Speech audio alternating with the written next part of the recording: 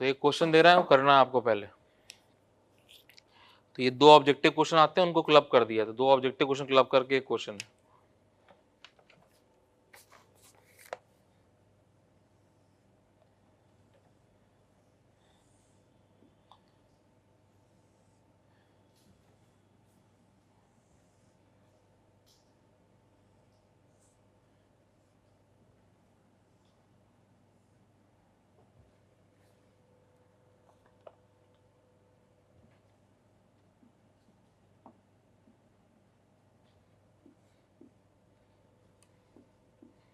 Figure बनाओ।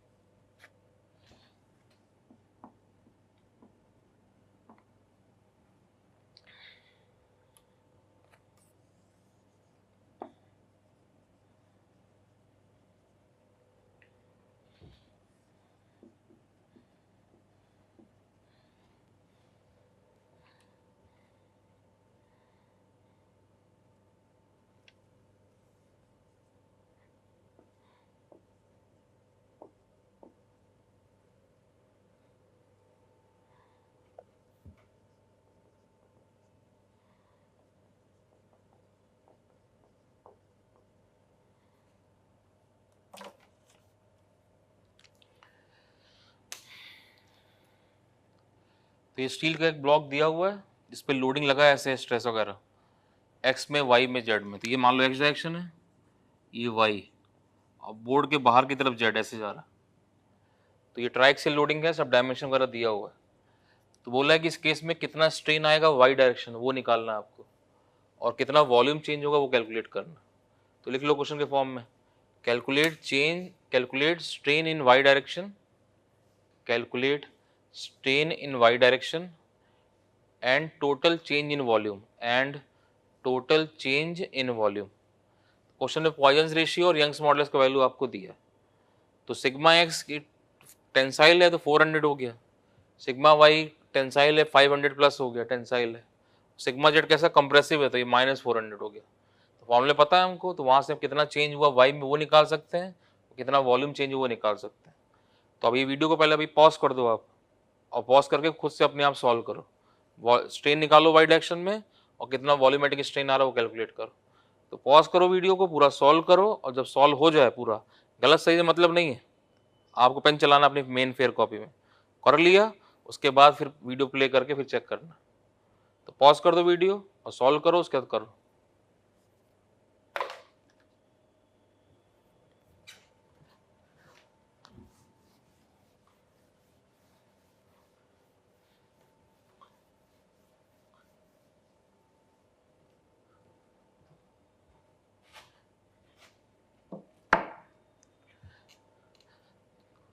तो आपने प्ले किया वीडियो, इसका मतलब आपने देख लिया, अपना कर लिया होगा।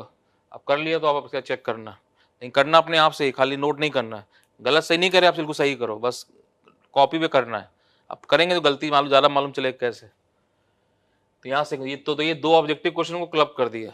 तो सिग्मा एक्स कितना है यहाँ पे 400, सिग्मा वाई कितना है 500, सिग्मा जेड कितना है -400 मेगा पास्कल।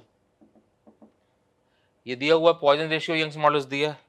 तो क्या बोल रहा है, वाई डायरेक्शन में स्ट्रेन निकालो। स्ट्रेन वाई क्या होता है, sigma Y upon E minus nu time sigma x by E minus nu time sigma Z by. तो यहाँ से ई कॉमन ले लिया, यंग्स मॉडल्स कॉमन कितना 210 गीगा पास्कल, 10⁻³ हो गया। सिग्मा वाई का वैल्यू कितना है 500 माइनस न्यू कितना 0.3, सिग्मा एक्स कितना है, sigma X 400 minus new 0.3, sigma Z कितना है, सिग्मा जेड -400। तो यहाँ से पुट कर देंगे तो स्ट्रेन वाई का वैल्यू मिल जाएगा। तो ये बताते हैं ये आंसर कितना है। तो ऐसे स्ट्रेन वाई आ गया, ऐसे वॉल्यूमेटिक स्ट्रेन पूछ रहा है, चेंज इन वॉल्यूम पूछ रहा है। तो वॉल्यूमेटिक स्ट्रेन का फॉर्मूला क्या है, change in volume divide by initial volume. क्या होता है, sigma X plus Y plus Z by E into 1 - 2 nu. Put कर दो, सिग्मा एक्स कितना है 400, सिग्मा वाई कितना है that 500, sigma Z -400। Divide by E कितना 210 giga pascal, 1 minus 2 nu, nu कितना 0.3, तो यहां से हम वॉल्यूमेट्रिक स्ट्रेन निकाल लें। तो ये दो ऑब्जेक्टिव क्वेश्चन से उनको क्लब कर दिया इस तरह से। तो स्ट्रेन वाई का जो आंसर है दैट 2.38 इन 10⁻³ और वॉल्यूम चेंज डेल्टा वी, यहां से वॉल्यूम चेंज निकलेगा। अब देखो जरा, यहाँ स्ट्रेन वाई कैलकुलेट किया 2.38, यहाँ से वॉल्यूम इतना वैल्यू आया, तो डेल्टा वी निकलेगा। तो यहाँ से जो कैलकुलेट किया आपने पूरा, इससे कैलकुलेट हो गया, इसमें वॉल्यूम का मल्टीप्लाई कर देंगे। तो वॉल्यूम कितना है, वॉल्यूम वहाँ को फिगर में दिया हुआ है 400 इंटू 300 इंटू 200। तो जब मल्टीप्लाई करोगे सॉल्व करोगे तो यहाँ से final value that is 22857.14 mm³। तो इस तरह से कैलकुलेट कर दिया। तो ये क्वेश्चन इस तरह के आते रहते हैं ऑब्जेक्टिव में आपके, वहाँ uniaxial loading, by axial, try axial कुछ भी हो सकता है। तो कितना लेंथ चेंज हुआ, कितना वॉल्यूम चेंज हुआ, सब निकाल सकते हैं। तो दो ऑब्जेक्टिव क्वेश्चन क्लब कर दिए। देख लो फिर से। तो यहाँ पे लोडिंग दिया हुआ था, यंग्स मॉडुलस पॉइजन रेशियो दिया है। तो सिग्मा एक्स कितना, tensile 400, sigma Y tensile 500, sigma Z compressive 400, इसलिए -400। तो बोल रहा है कि स्ट्रेन निकालो वाई डायरेक्शन में। फॉर्मूला क्या होता है, sigma Y by E minus nu time sigma x by E minus nu time sigma Z by. तो यहाँ वैल्यू पुट कर दिया, इसको यहाँ पुट किया, तो यहाँ सॉल्व किया तो स्ट्रेन वाई का वैल्यू इतना आ रहा है 2.38 10⁻³ ये सॉल्व करके। सेम वॉल्यूमेट्रिक स्ट्रेन निकालें, strain volumetric strain, change in volume divide by initial volume, sigma X plus Y plus Z by E into 1-2। तो sigma X 400, sigma Y 500, sigma Z -400 divide by E 1-2 ने। तो ये यहाँ से कितना value, ये value आ गया, इसका सॉल्व करके कितना आ जाएगा, डेल्टा वी क्या है, दिस वन इंटू वॉल्यूम। तो यहाँ से 228 दिस वैल्यू 22857.14 सॉल्व करोगे। तो ये दो ऑब्जेक्टिव क्वेश्चन को ऐसे क्लब कर दिए। तो इनका हो गया, ठीक है, अच्छी बात। जिन्होंने नहीं हुआ अपनी गलती देखो, बस ऐसे सीख जाता है। ये कोई नहीं कह रहा कि आप सब कुछ कोई पहली बार में सीख के नहीं आता है। बस ईमानदारी से मेहनत होना चाहिए। आपने कॉपी में किया, सॉल्व हो गया, ठीक है, अच्छी बात। नहीं हुआ तो अपना मिस्टेक देखो। तो ये दो ऑब्जेक्टिव क्वेश्चन को क्लब कर दिया, नोट कर लो इसको।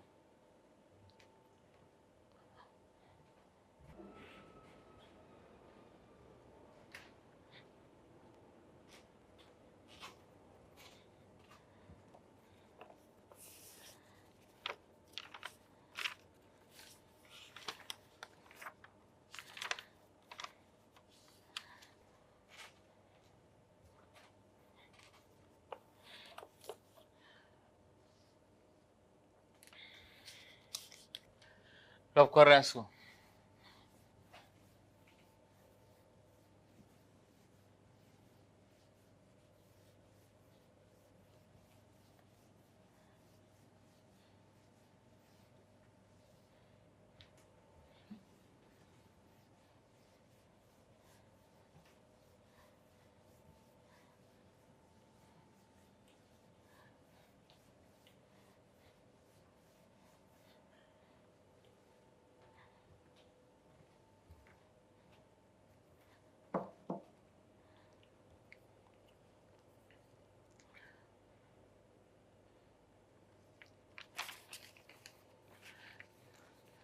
नेक्स्ट क्वेश्चन, पिछला क्वेश्चन जो था वो ईएस के ऑब्जेक्टिव लेवल का था, दैट स्ट्रेट फॉरवर्ड यूज कर दिया।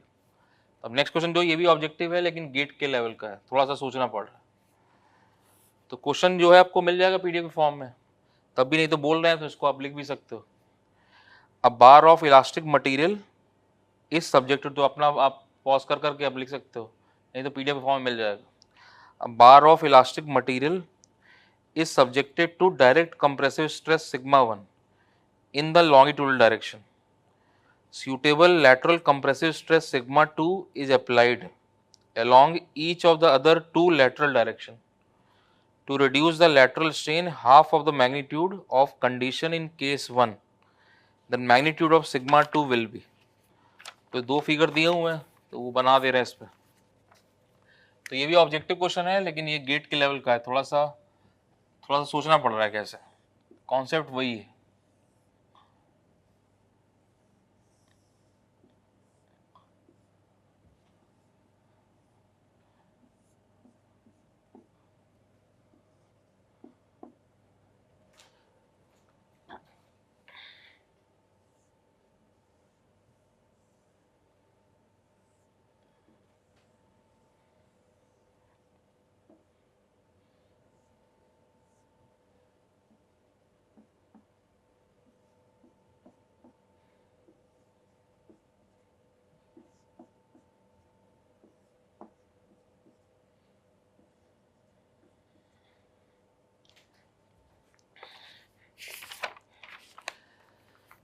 देख लो जरा क्वेश्चन क्या है। A bar of elastic material is subjected to direct compressive stress sigma 1 in the longitude direction.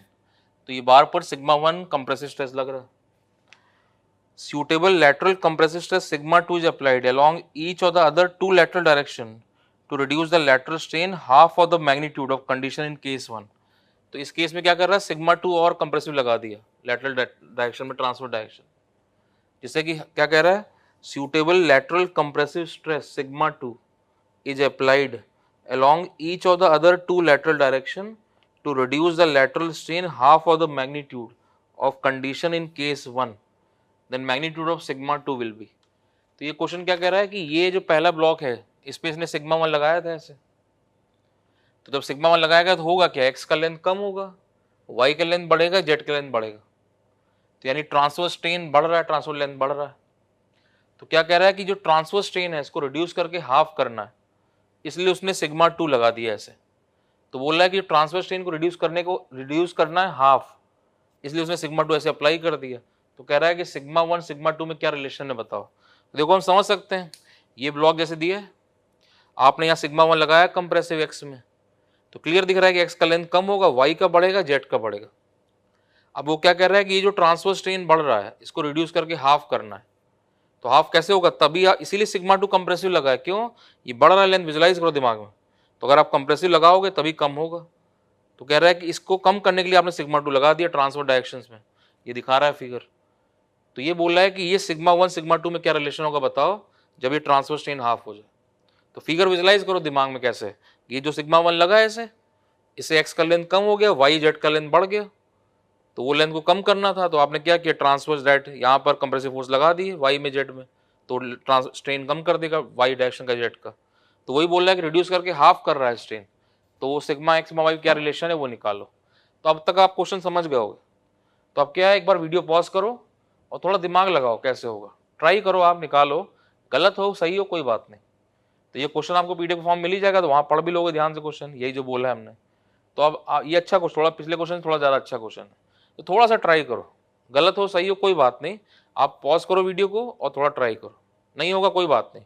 अपनी हमें थोड़ा थिंकिंग डेवलप करनी है, आंसर्स नहीं चाहिए, सब बुक्स में दिए हैं, ये कॉन्सेप्ट डेवलप करने। थोड़ा सोचो, वीडियो पॉज करो और थोड़ा सोचो कैसे होगा, और जब आप सोच लिया गलत हुआ सही है कुछ भी जो भी किया, उसके बाद फिर वीडियो प्ले करके देखा।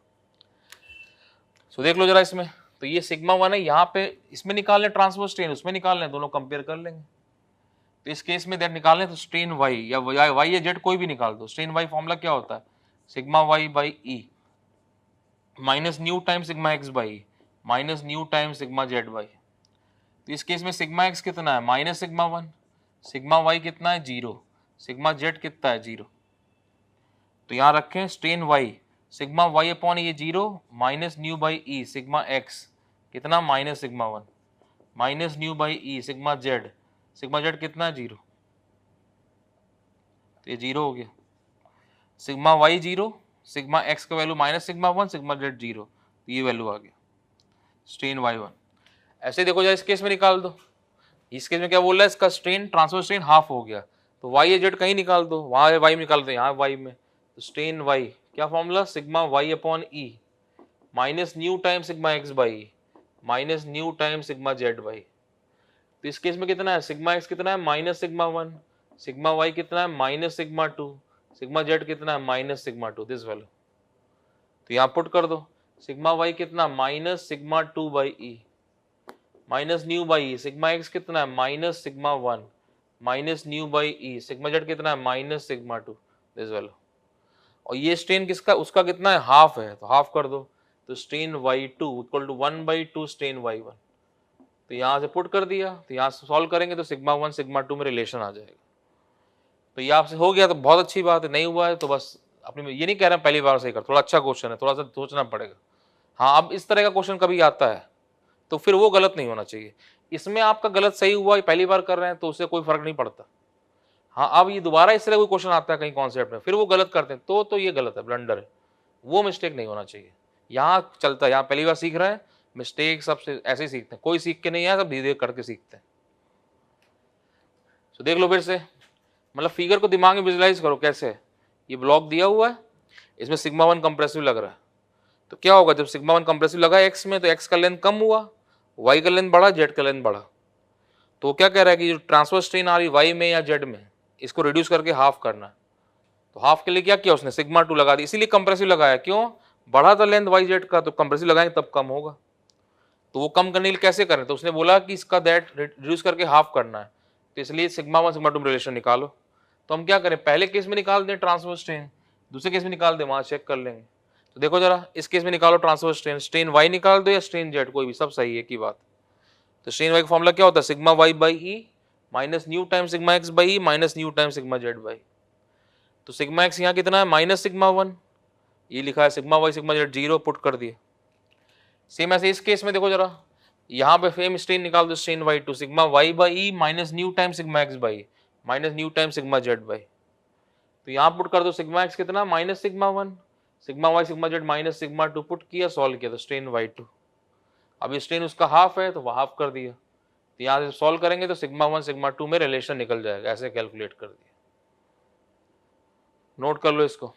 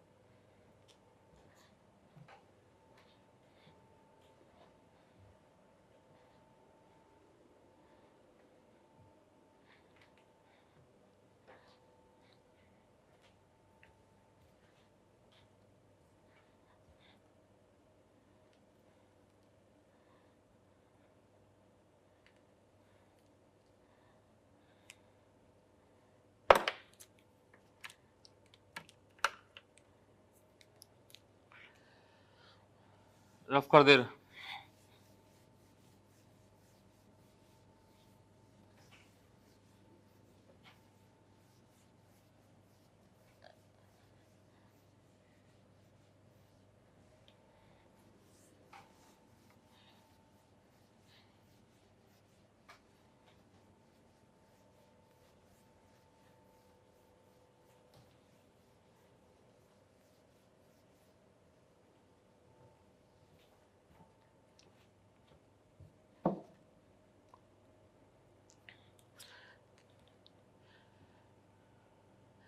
नेक्स्ट हेडिंग दो, डिफरेंशियल फॉर्म ऑफ स्ट्रेन।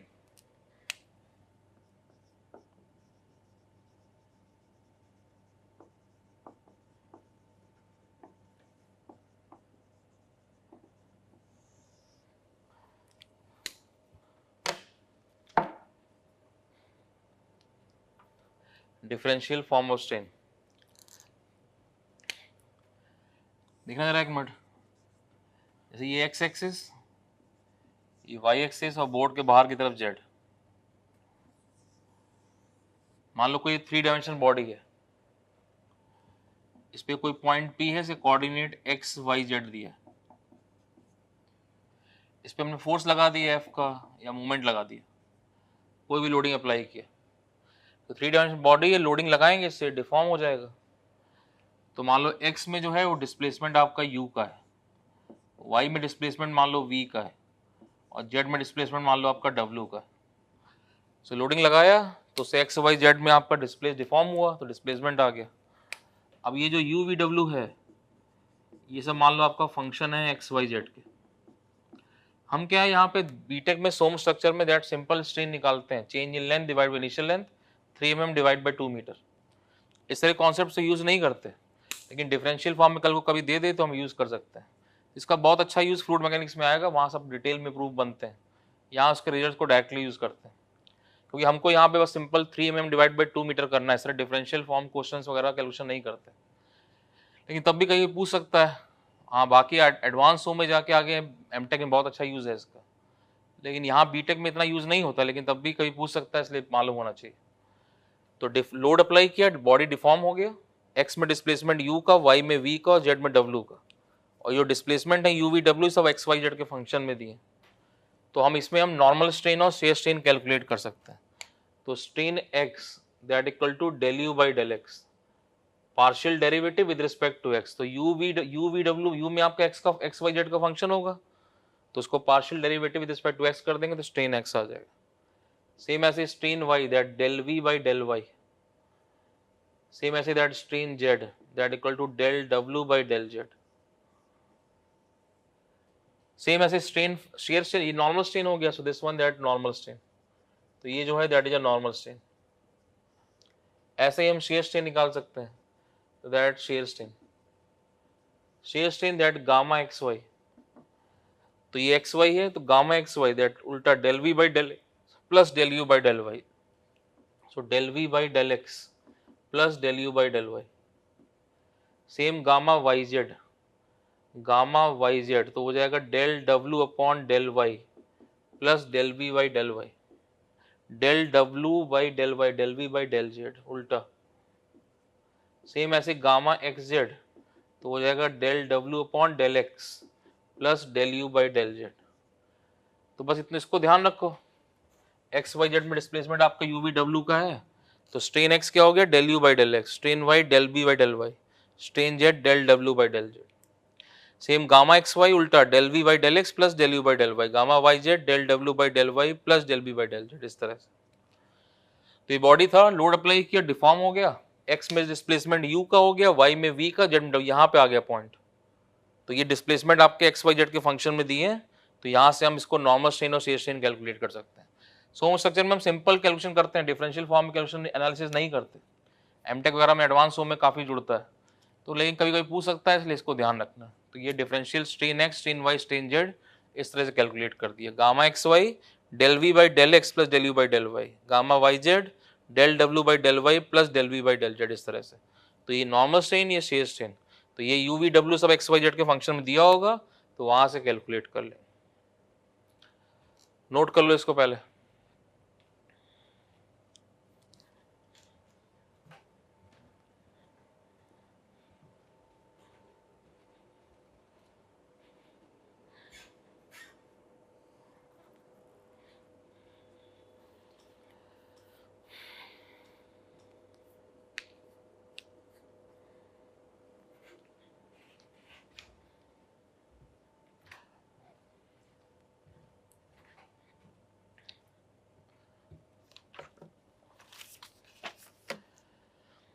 लिख लो जरा इसमें, इलास्टिक मेंबर, इसमें लिख लो जरा, elastic member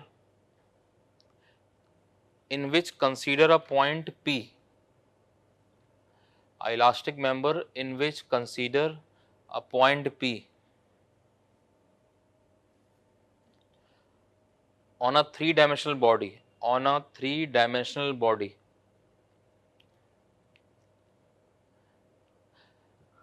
on a three-dimensional body having coordinates bracket में x comma y comma z, having coordinates bracket में x comma y comma z bracket close, when load is applied, when load is applied, when load is applied, elastic deformation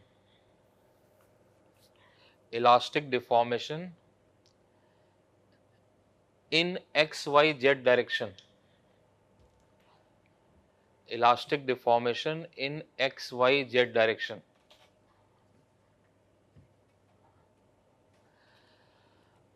ru comma v comma w, ru comma v comma w respectively, u comma v comma w respectively,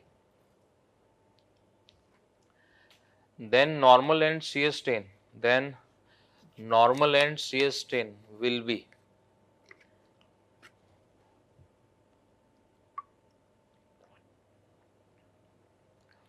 then normal and shear strain will be,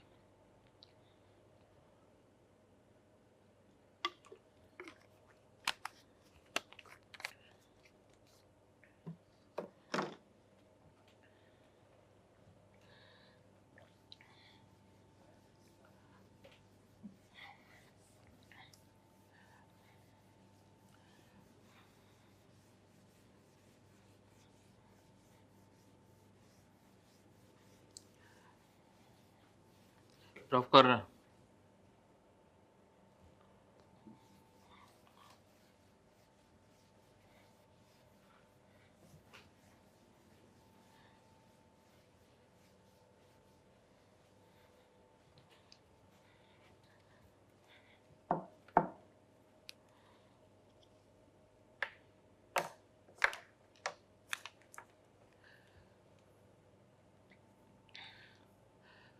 अब जैसे column structure में हम column design करते हैं।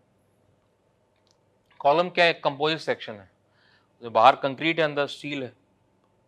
Column क्या करता है? Heavy compressive load को ट्रांसफर करता है।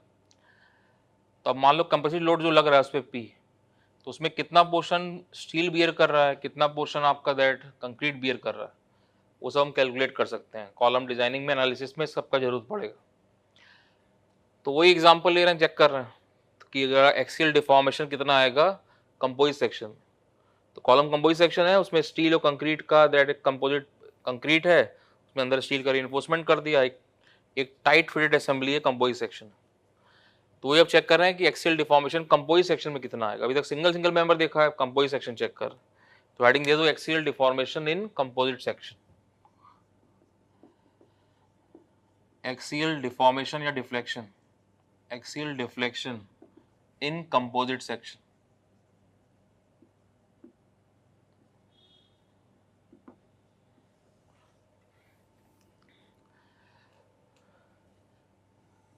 तो मान लो ये दो मेंबर हैं, इन्हें कंबाइन किए, स्टील कंक्रीट एल्युमिनियम कॉपर कुछ भी। तो इसका Young's modulus E1 A1 E2 A2, इसका एरिया A1, इसका A2, 100 m square 20 m square, just example.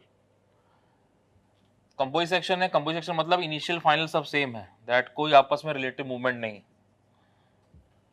अभी तक क्या था, हमने खाली सिंगल मेंबर देखा तो पी लोड लगाया तो PL/A का डिफॉर्मेशन आ गया। अब क्या कंपोजिट सेक्शन है, इस पे पी लोड लगा दिया ऐसे। तो कॉलम डिजाइन करते हैं तो कॉलम में P load compressive load bear करता है, तो उसमें कुछ लोड क्या करता है, स्टील बियर करेगा, कुछ कंक्रीट। ऐसे ही पी लोड लगाया तो कुछ ये फर्स्ट मेंबर बियर करेगा, कुछ सेकंड। तो पी फर्स्ट इक्वेशन लिख सकते हैं यहाँ से, P equal to that P1 plus P2, P1 plus P2, ये फर्स्ट इक्वेशन। और दूसरा कंपोजिट सेक्शन है, दोनों में डिफ्लेक्शन सेम होगा, क्यों? इनिशियल फाइनल सब सेम, कोई रिलेटिव मूवमेंट तो है नहीं। So deflection same, delta 1 equal delta 2। Delta क्या होता है? PL/A, तो P1L upon A1 E1 that equal to P2L divide by A2 E2। ऐसे लिख सकते हैं। L लेंथ दिया है मान लो इसका, तो ये L कैंसिल, तो यहाँ से P2 का वैल्यू, P2 कितना? P1 A2 E2 divide by A1 E1, इस तरह से P2 का वैल्यू। अभी P2 को यहाँ पुट कर दो फर्स्ट में, तो by first P equal to क्या है? P1 प्लस P2, P2 कितना? P1 A2 E2 divide by A1 E1। तो यहाँ से P निकालें तो P1 कॉमन लिया, तो क्या हो जाएगा? A1 E1 plus A2 E2 divide by A1 E1। तो यहाँ से P1 कैलकुलेट करें, सो P1 कितना? That is P time that A1 E1 divide by A1 E1 plus A2 E2। तो इस तरह से यहाँ से P1 कैलकुलेट कर दिया, तो that P1 value. Same P1 same P2 निकाल सकते हैं, तो P2 कितना हो जाएगा? P time that A2 E2 divide by A1 E1 plus A2 E2। तो इस तरह से यहाँ से P1 P2 दोनों कैलकुलेट कर दिए। P1 P2 आ गया, तो अब डिफ्लेक्शन निकाल सकते हैं। देखो जरा, डेल्टा 1 डेल्टा 2, तो चाहे डेल्टा 1 में रख दो चाहे डेल्टा 2 में रख दो, एक ही बात है। तो यहाँ पुट कर दो, डेल्टा 1 क्या है? P1L upon A1 E1। तो डेल्टा 1 कितना है? P1L upon A1 E1। तो ये L अपॉन A1 E1 और P1 का वैल्यू कितना, ये लिखा हुआ है, इसको पुट कर दो, कितना? P time A1 E1 divide by A1 E1 plus A2 E2। तो ये इससे कैंसिल, तो डेल्टा 1 डेल्टा एक ही बात, दैट कितना? PL A1 E1 plus A2 E2। तो ये फॉर्मूला ध्यान रखना है डायरेक्टली ऑब्जेक्टिव के लिए। जब सिंगल मेंबर था डेल्टा क्या था? PL upon A। अब कितना आ रहा है? PL upon A1 E1 plus A2 E2। और कल को P1 P2 निकालने को बोले तो ऐसे निकाल सकते हैं। तो देख लो फिर से, तो ये कंपोजिट सेक्शन था, इसे पी लोड लगाया, दो मेंबर है, स्टील कंक्रीट एल्युमिनियम कॉपर कुछ भी। तो पी लोड लगाया तो कुछ लोड फर्स्ट मेंबर बियर करेगा, कुछ सेकंड मेंबर बियर करेगा। तो P equal to P1 plus P2। ना दूसरा कंपोजिट सेक्शन है, कोई आपस में रिलेटिव मूवमेंट तो है नहीं, इनिशियल फाइनल सब सेम। तो delta one equal delta two. Delta क्या होता है, P one P L upon A, P one L upon A one E one, ऐसे delta two P two L upon A two E two. तो यहाँ से solve किया, L cancel, P two आ गया, यहाँ फर्स्ट इक्वेशन में put कर दिया, यहाँ से पुट किया, सॉल्व किया, तो पी वन का value P time A one E one plus this value A one E one upon plus A two E two. ऐसे पी टू का value P time A two E two, इस तरह से। अब delta one delta two से बराबर, delta one ले लो या डेल्टा टू कहीं से निकाल दो। तो डेल्टा वन क्या है, P one L upon A one E one. तो पी वन की वैल्यू पुट कर दिया, यहाँ सॉल्व किया, इतना वैल्यू आ गया। मतलब कंपोजिट सेक्शन में डेल्टा क्या, P L upon A one E one plus A two two, ऐसे सॉल्व कर दिया। नोट कर लो पहले इतना यहाँ तक।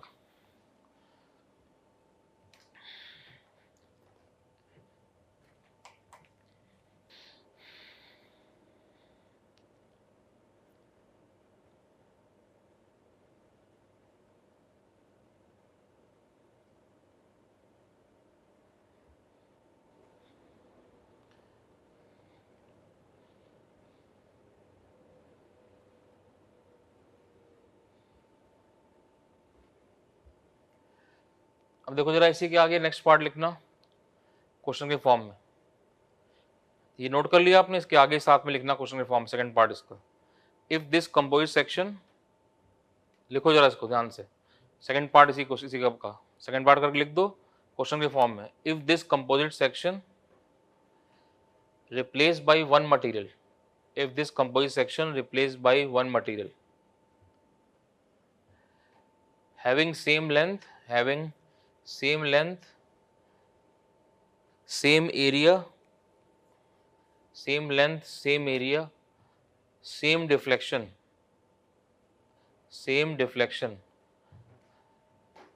by same load applied, same deflection by same load applied, then what is E equivalent? Then what is E equivalent? अब देखो जरा, इसमें क्या है, दो अलग मटेरियल थे, A1 E1 A2 E2, steel concrete aluminium copper कुछ भी। अब वो क्या बोल रहा है कि इसको रिप्लेस कर रहा है डिजाइनर किसी एक मटेरियल से, जिसपे सेम लोड लगाया है, सेम लेंथ है, सेम एरिया है, सेम डिफ्लेक्शन आ रहा है। तो वो जो एक मटेरियल से रिप्लेस किया है उसका यंग्स मॉडुलस कितना होगा वो निकालो। तो वो निकाल सकते हैं, देखो जरा। तो इसको रिप्लेस कर दिया एक मटेरियल से, इसका लेंथ सेम है L, सेम लोड लगाया है P, सेम एरिया है, तो एरिया कितना हो जाएगा A1 प्लस A2, और सेम डिफ्लेक्शन है। तो ये जो एक मटेरियल से रिप्लेस किया इसका E इक्विवेलेंट कितना होगा वो कैलकुलेट करना। तो इसमें डिफ्लेक्शन निकाल दो, डेल्टा डैश।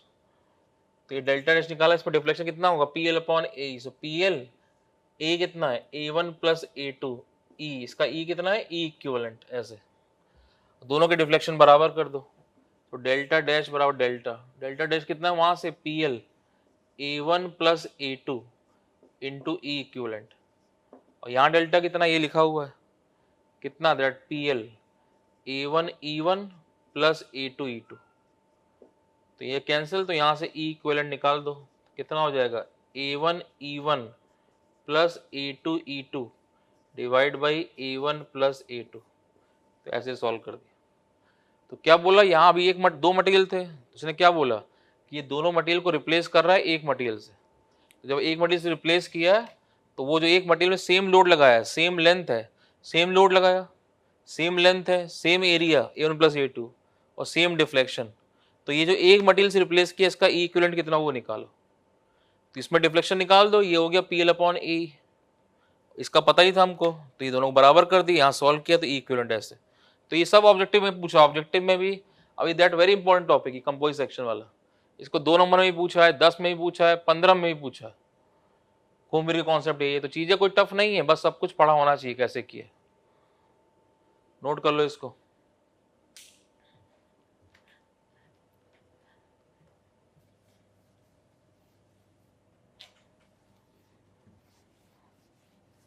रफ कर रहे हैं।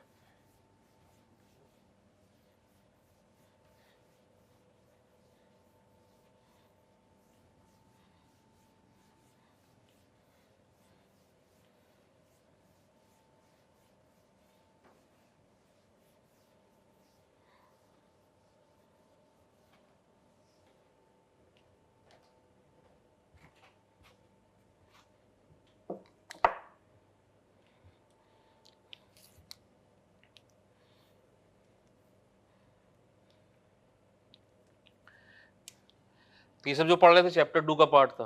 अब चैप्टर 1 चैप्टर 2 दोनों मिक्स करके पढ़ रहे हैं। तो अब चैप्टर 1 में क्या पूरा थ्योरी है, चैप्टर 1 2 दोनों मिक्स करके पढ़ेंगे, दोनों एक साथ कंप्लीट होगा। तो अब चैप्टर 1 वाले पार्ट में जा रहे हैं। सो हेडिंग दे दो टफनेस ऑफ मटेरियल। टफनेस, अब देखना बिल्कुल सिंपल से एग्जांपल चेक कर रहे हैं। जैसे मान लो ये स्टील का ब्लॉक है, ये हैमर है, इससे हम इस पर इम्पैक्ट कर रहे हैं ऐसे। तो ये फर्स्ट स्ट्राइक, फिर second strike, third, fourth, fifth. तो मान लो फिफ्थ स्ट्राइक में फ्रैक्चर हो गया। तो जब ये फ्रैक्चर हुआ तब तक इसके अंदर जितना एनर्जी स्टोर्ड हुआ that is called toughness of material. Simple concept. तो फर्स्ट स्ट्राइक किया, सेकंड, फिफ्थ स्ट्राइक में फ्रैक्चर हो गया। जस्ट एग्जांपल, हैमर से स्ट्राइक किया था, तो जब ये फ्रैक्चर हो गया तब तक इसके अंदर इतना एनर्जी स्टोर्ड हुआ that is called toughness of material. तो यानी टफनेस कैलकुलेट करना मतलब क्या है? टफनेस क्या है? Resistance to fracture. जितना ज़्यादा मटेरियल का टफनेस होगा उतना ज़्यादा वो रजिस्ट करेगा फ्रैक्चर को, उतना ईजिली फ्रैक्चर नहीं होगा। तो इसको कैलकुलेट करने के लिए क्या है कि हम इम्पैक्ट टेस्ट करते हैं। कॉलेज में हमने टेस्ट किया था आईजॉट टेस्ट एंड 4P टेस्ट। उसमें क्या किया, ये आपका ब्लॉक था, इसमें नॉच बनाया, पेंडुलम से स्ट्राइक किया, फ्रैक्चर हो गया, तो उसका रीडिंग हमने ले लिया। तो वही कर रहे हैं। जब भी हम टेस्ट करते हैं, कोई आईजॉट 4P टेस्ट हो या फिर आपका दैट यूटीएम पे टेस्ट हो, यूनिवर्सल टेस्टिंग मशीन पे, तो कोई भी टेस्ट करते हैं सबसे पहले उससे क्या है कि आपका लोड डिफ्लेक्शन कर्व बनता है। तो यहाँ बनाए तो पहले वहाँ सबसे पहले लोड डिफ्लेक्शन कर्व बनेगा। तो किसी मटेरियल का अगर आपको निकालना है दैट टफनेस वैल्यू, तो उसका टेस्ट किया और उसके बाद उसका लोड डिफ्लेक्शन कर्व ड्रॉ कर दिया। जैसे माइल्ड स्टील है तो माइल्ड स्टील का डायग्राम कुछ आपका ऐसे बना, इस तरह से आया। तो माइल्ड स्टील का यहाँ पे इस पॉइंट पे फ्रैक्चर बन रहा है, यहाँ पे फ्रैक्चर है, तो ये सबसे पहले लोड डिफ्लेक्शन कर्व ड्रॉ कर दिया, ऐसे बन गया। तो ये जो फ्रैक्चर रेजिस्टेंस, जो फ्रैक्चर होता है टफनेस, फ्रैक्चर तक का ये जो एरिया है पूरा, this one, that is called the toughness of material. तो टफनेस जो है वो आपका लोड डिफ्लेक्शन कर्व का एरिया है, ना कि स्ट्रेस स्ट्रेन कर्व का एरिया। तो ये ध्यान रखना है। तो पहले टेस्ट किया, उससे टेस्ट से लोड डिफ्लेक्शन कर्व आया, तो ये लोड डिफ्लेक्शन कर्व का जो एरिया है फ्रैक्चर तक का, that is called the toughness of material. अब इसे कन्वर्ट किया स्ट्रेस स्ट्रेन कर्व में, तो यहां से इसको कन्वर्ट किया स्ट्रेस स्ट्रेन कर्व, तो यहां से स्ट्रेस स्ट्रेन कर्व में कन्वर्ट किया। सो इधर ये स्ट्रेस, यहाँ स्ट्रेन, तो यहाँ पे इस पॉइंट फ्रैक्चर आया, तो ये जो एरिया कैलकुलेट कर रहे हैं स्ट्रेस स्ट्रेन कर्व में, सो this one that is called the modulus of toughness. So this one modulus of toughness. तो मॉडुलस टफनेस जो स्ट्रेस स्ट्रेन कर्व का एरिया है that is MOT, modulus of toughness. तो ये जो मॉडुलस ऑफ टफनेस है इसमें हम कंपोनेंट के वॉल्यूम का मल्टीप्लाई करें, so that volume of component, इसका मल्टीप्लाई करते हैं, तो that is called the toughness of material, that toughness of material. तो देखो जरा मॉडुलस टफनेस जो है ये स्ट्रेन है, स्ट्रेन क्या होता है? Delta L by L. तो ये क्या लिखा हुआ है? डेल्टा एल लिखा हुआ है, delta L by L, L यहाँ से आगे। और ये स्ट्रेस है, वहां पे लोड लिखा है, तो स्ट्रेस क्या होता है? पी बाई ए, तो ए यहाँ से आगे। तो लोड डिफ्लेक्शन कर्व और स्ट्रेस स्ट्रेन कर्व कंपेयर करो। स्ट्रेन क्या होता है? Delta L by L, L क्या है? वो डिफ्लेक्शन, लोड डिफ्लेक्शन कर्व का। और ये स्ट्रेस है, स्ट्रेस क्या होता है? पी बाई ए, वहां पे क्या है? दैट पी है ए, तो यही ए इंटू एल मिलकर वॉल्यूम हो गया। तो MOT into volume of component toughness आ गया। तो मॉडुलस टफनेस जो है ये प्रॉपर्टी ऑफ मटेरियल है, बिकॉज दैट इसमें डायमेंशन नहीं आ रहा, तो डायमेंशन में डिपेंड नहीं है, so that is a property of material.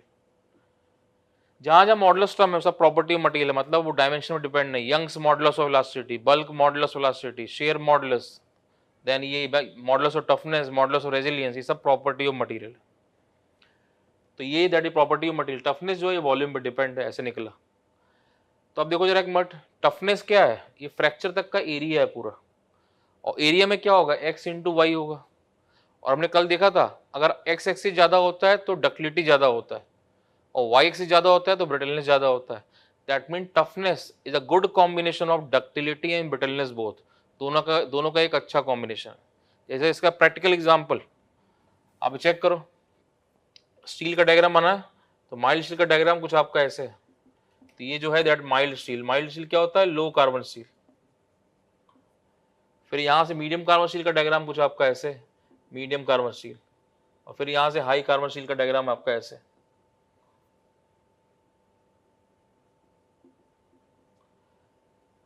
तो ये हाई कार्बन स्टील, कार्बन बढ़ाते जा रहे हो, सबके स्लोप, ये जो स्लोप होता है स्ट्रेस स्ट्रेन कर्व का जो स्लोप है दैट यंग्स मॉडुलस का वैल्यू।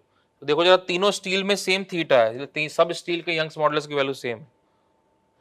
अब देखो जरा इसमें सब में सबसे ज्यादा एक्स एक्सिस किसका है, माइल्ड स्टील का, तो ये जो है that is a most ductile, तो ये सबसे ज्यादा डक्टाइल हो गया, मोस्ट डक्टाइल। सबसे ज्यादा वाई एक्सिस किसका, हाई कार्बन स्टील का, तो ये हो गया मोस्ट ब्रिटल, तो this one that is a most brittle. और सबसे ज्यादा एरिया किस में आ रहा है, वो आएगा अगर हम कैलकुलेट करेंगे तो वो आएगा सबसे ज्यादा मीडियम कार्बन स्टील में, तो ये जो हो गया that is a most tough, so this one that is a most tough.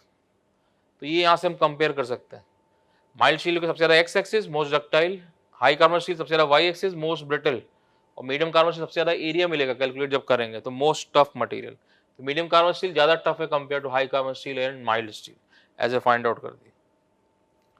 Same देखो जरा हम यहां से भी निकाल सकते हैं, हमें पूरा एरिया निकालना होता है, अब ये कर्व मूव कर रहा है ऐसे, तो जैसे हम यहाँ पे चेक करें ऐसे मॉडुलस टफनेस, तो ये ऐसे बना है, तो ये जो पूरा आपका एरिया ऐसे बना, तो ये रेक्टेंगल बन रहा है, इसका एरिया निकालें, तो ये जो है दैट सिग्मा यूटीएस, और ये जो value that sigma y, yield strength lower, ये लोअर यील्ड पॉइंट या upper yield point sigma y, ये अराउंड 250 मेगापास्कल रहता है। तो इसका अगर एरिया कैलकुलेट करते रेक्टेंगल तब भी वैसे निकाल सकते हैं, तो इसलिए modulus toughness average value, modulus of toughness sigma y plus sigma UTS by 2 into fracture strain, ऐसे कैलकुलेट कर सकते हैं, सिग्मा वाई ये value plus sigma UTS by 2 into fracture strain, ऐसे भी निकाल सकते हैं। तो ये रेक्टेंगल का एरिया था, अगर शेप चेंज हो रहा है तो यहाँ तो पूरा फ्रैक्चर तक एरिया लेते हैं हम, अगर वैल्यूज दिया हो तो इस तरह से भी कैलकुलेट कर सकते हैं मॉडुलस टफनेस। तो मेनली क्या है, टफनेस क्या है, रेजिस्टेंस टू फ्रैक्चर, जितना ज्यादा टफनेस होगा मटेरियल का उतना ज्यादा रेजिस्टेंस दे रहा है फ्रैक्चर को। जनरल कंडीशन क्या है, मोर डक्टिलिटी मोर टफनेस, क्यों, डक्टिलिटी जनरल बढ़ता है, डक्टिलिटी बढ़ेगा तो एक्स एक्सिस बढ़ेगा तो एरिया बढ़ेगा, general condition. That mean most of the material हम चेक करें तो जो जितनी ज्यादा डक्टिलिटी उतनी ज्यादा टफनेस है, बट एक्चुअल तो हम चेक करेंगे एरिया से ही, दो तीन मटेरियल दिए कंपेयर करके एरिया से ही निकालेंगे, बट जनरल कंडीशन देखते हैं तो मोर डक्टिलिटी तो मोर टफनेस, क्यों, बिकॉज डक्टिलिटी बढ़ेगा एक्स एक्सिस बढ़ेगा, टफ एरिया बढ़ेगा फ्रैक्चर तक का, टफनेस बढ़ रहा है। तो ये एक सिंपल से एग्जांपल से यूज किया था, ये स्टील का ब्लॉक था, इस पे देख लो फिर से, इस पे आपने हैमर से स्ट्राइक किया, फिफ्थ स्ट्राइक के बाद फ्रैक्चर हो गया, सिंपल कॉन्सेप्ट। तो जब फ्रैक्चर हो तब तक जो एनर्जी इसके अंदर स्टोर्ड हो that is toughness of material. ना इसको निकालने के लिए आइजॉट 4P टेस्ट किया, वहां से सबसे पहले आपने लोड डिफ्लेक्शन कर्व ड्रॉ किया, तो लोड डिफ्लेक्शन कर्व बनाई, ये स्टील के लिए है, माइल्ड स्टील के लिए, तो ये जो फ्रैक्चर तक का एरिया है that is called the toughness. Same इसको कन्वर्ट कर दिया स्ट्रेस स्ट्रेन कर्व में, तो ये जो इसका एरिया है फ्रैक्चर तक का that is modulus of toughness, MOT, modulus toughness value. That modulus toughness क्या, इसमें देखो स्ट्रेन है, स्ट्रेन क्या होता है, डेल्टा L बाई एल, ये डेल्टा L लिखा हुआ है, L यहाँ से आ गया, और ये स्ट्रेस है, ये P4 लोड है, क्या P बाई ए, तो ए यहाँ से आ गया, तो ए इंटू एल वॉल्यूम, तो वही है जो modulus toughness into volume of component, that is called the toughness of material. तो लोड डिफ्लेक्शन कर्व का एरिया टफनेस और स्ट्रेस स्ट्रेन कर्व का एरिया MOT, मॉडुलस टफनेस। इसमें वॉल्यूम कंपोनेंट नहीं है MOT में, तो इसलिए MOT प्रॉपर्टी ऑफ मटेरियल है, जहां जहां मॉडुलस टर्म है वो सब प्रॉपर्टी ऑफ मटेरियल है, डायमेंशन पे डिपेंड नहीं। तो अब देखो जरा ये टफनेस होता क्या है, फ्रैक्चर तक का एरिया, एरिया क्या होता है, एरिया फ्रैक्चर तक एरिया क्या है, दैट x इंटू वाई, तो जितना ज़्यादा x एक्सिस है उतना ज़्यादा डक्टिलिटी, जितना ज़्यादा y एक्सिस है उतना ज़्यादा ब्रिटलनेस, तो ये जो x into y ductility brittleness दोनों का एक अच्छा कॉम्बिनेशन है टफनेस, दैट मीन। तो इसका एग्जांपल देख लो, जितने भी स्टील है सबके स्लोप सेम है, दैट मीन स्लोप क्या है, यंग्स मॉडुलस वैल्यू। देखो कैसे टेन थीटा निकालते हैं, टेन थीटा क्या होता है, dy बाई डी एक्स, यहाँ dy में क्या है, सिग्मा बाई स्ट्रेन, ये क्या होता है, यंग्स मॉडुलस। तो इतना भी स्लोप है सब that is a tan theta, that जो स्लोप की वैल्यू है वो आपका यंग्स मॉडुलस। तो जितने भी स्टील है सब में सेम आ रहा है स्लोप, सब स्टील का यंग्स मॉडुलस सेम है। तो इसमें सबसे ज्यादा एक्स एक्सिस किसका, माइल्ड स्टील का, तो ये मोस्ट डक्टाइल हो गया। सबसे ज्यादा वाई एक्सिस किसका, हाई कार्बन स्टील का, तो मोस्ट ब्रिटल हो गया। और सेम सबसे ज्यादा एरिया जो मीडियम कार्बन स्टील का आ रहा है, सबसे ज्यादा जब निकालते हैं सबसे ज्यादा एरिया मीडियम कार्बन स्टील का है, तो वो मोस्ट टफ हो गया, तो यहाँ से चेक कर लिया। बाकी ये शेप आपका चेंज हुआ, अगर इसमें इमेजिनरी रेक्टेंगल बनाए इस तरह से तो ये एरिया हो जाएगा, तो ये फ्रैक्चर हो गया। अब ये निकालने के लिए इसका average sigma y plus sigma UTS by 2 into fracture strain, यहाँ से भी कैलकुलेट कर सकते हैं, ऐसे निकाल दिया। तो this one that is toughness, that is a resistance to fracture, ऐसे कैलकुलेट कर दिया, नोट कर लो इसको।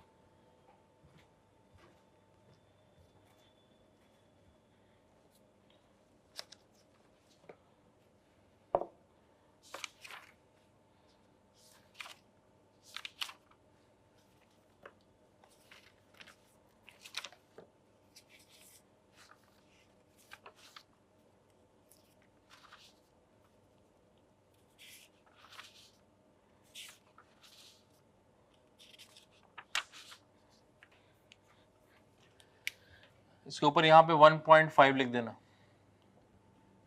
जो बोला है थ्योरी वाली जो पीडीएफ वाली फाइल मिलेगी उसमें थ्योरी में 1.5 में लिखा है।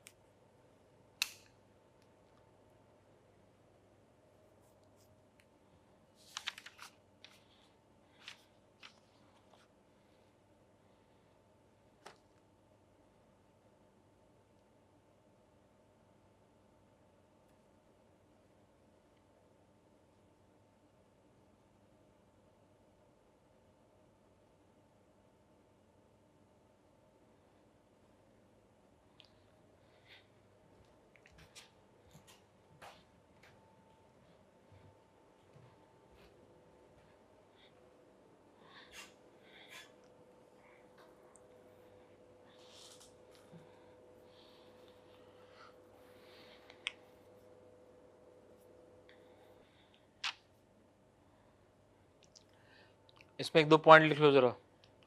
1.5 में लिखा हुआ है एक दो पॉइंट, लेकिन इसके अलावा एक्स्ट्रा कॉपी में लिख लो एक दो point. Toughness measures the energy required. Toughness measures the energy required to crack the material. measures the energy required to crack the material.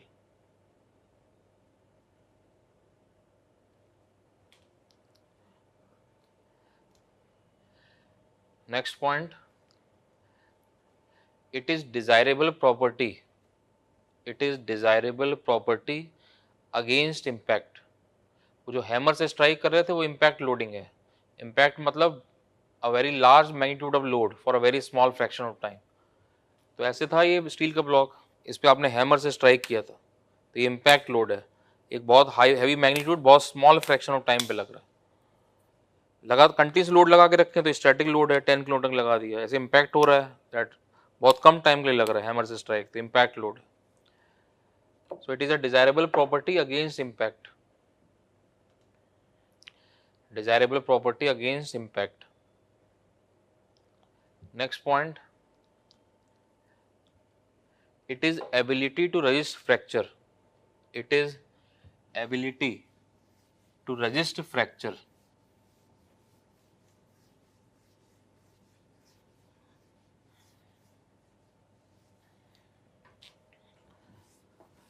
Rough कर रहे हैं।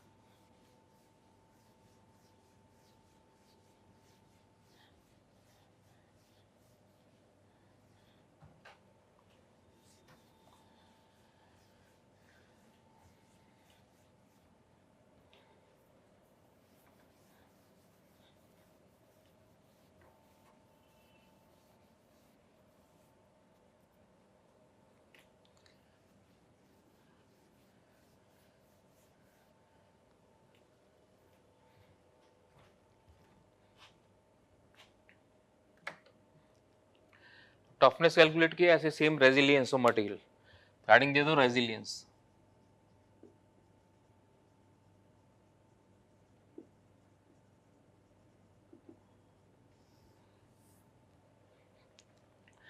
टफनेस में क्या हमने फ्रैक्चर तक एनर्जी स्टोर किया है, तो माइल्ड स्टील का स्ट्रेस इनकम ड्रॉ किया था आपने, तो जो फ्रैक्चर तक एनर्जी स्टोर्ड है that is called the toughness of material, और वहीं पे इलास्टिक लिमिट तक का जो energy stored that is called the resilience of material. मतलब इलास्टिक हमें मालूम है इलास्टिक लिमिट पॉइंट क्या होता है कि वो एंड पॉइंट है जहां तक लोड रिमूव करते हैं बॉडी अपना ओरिजिनल शेप गेन करता है। तो लोड रिमूव करने पे जो मैक्सिमम एनर्जी आपका रिलीज हो सकता है that is called the resilience of material.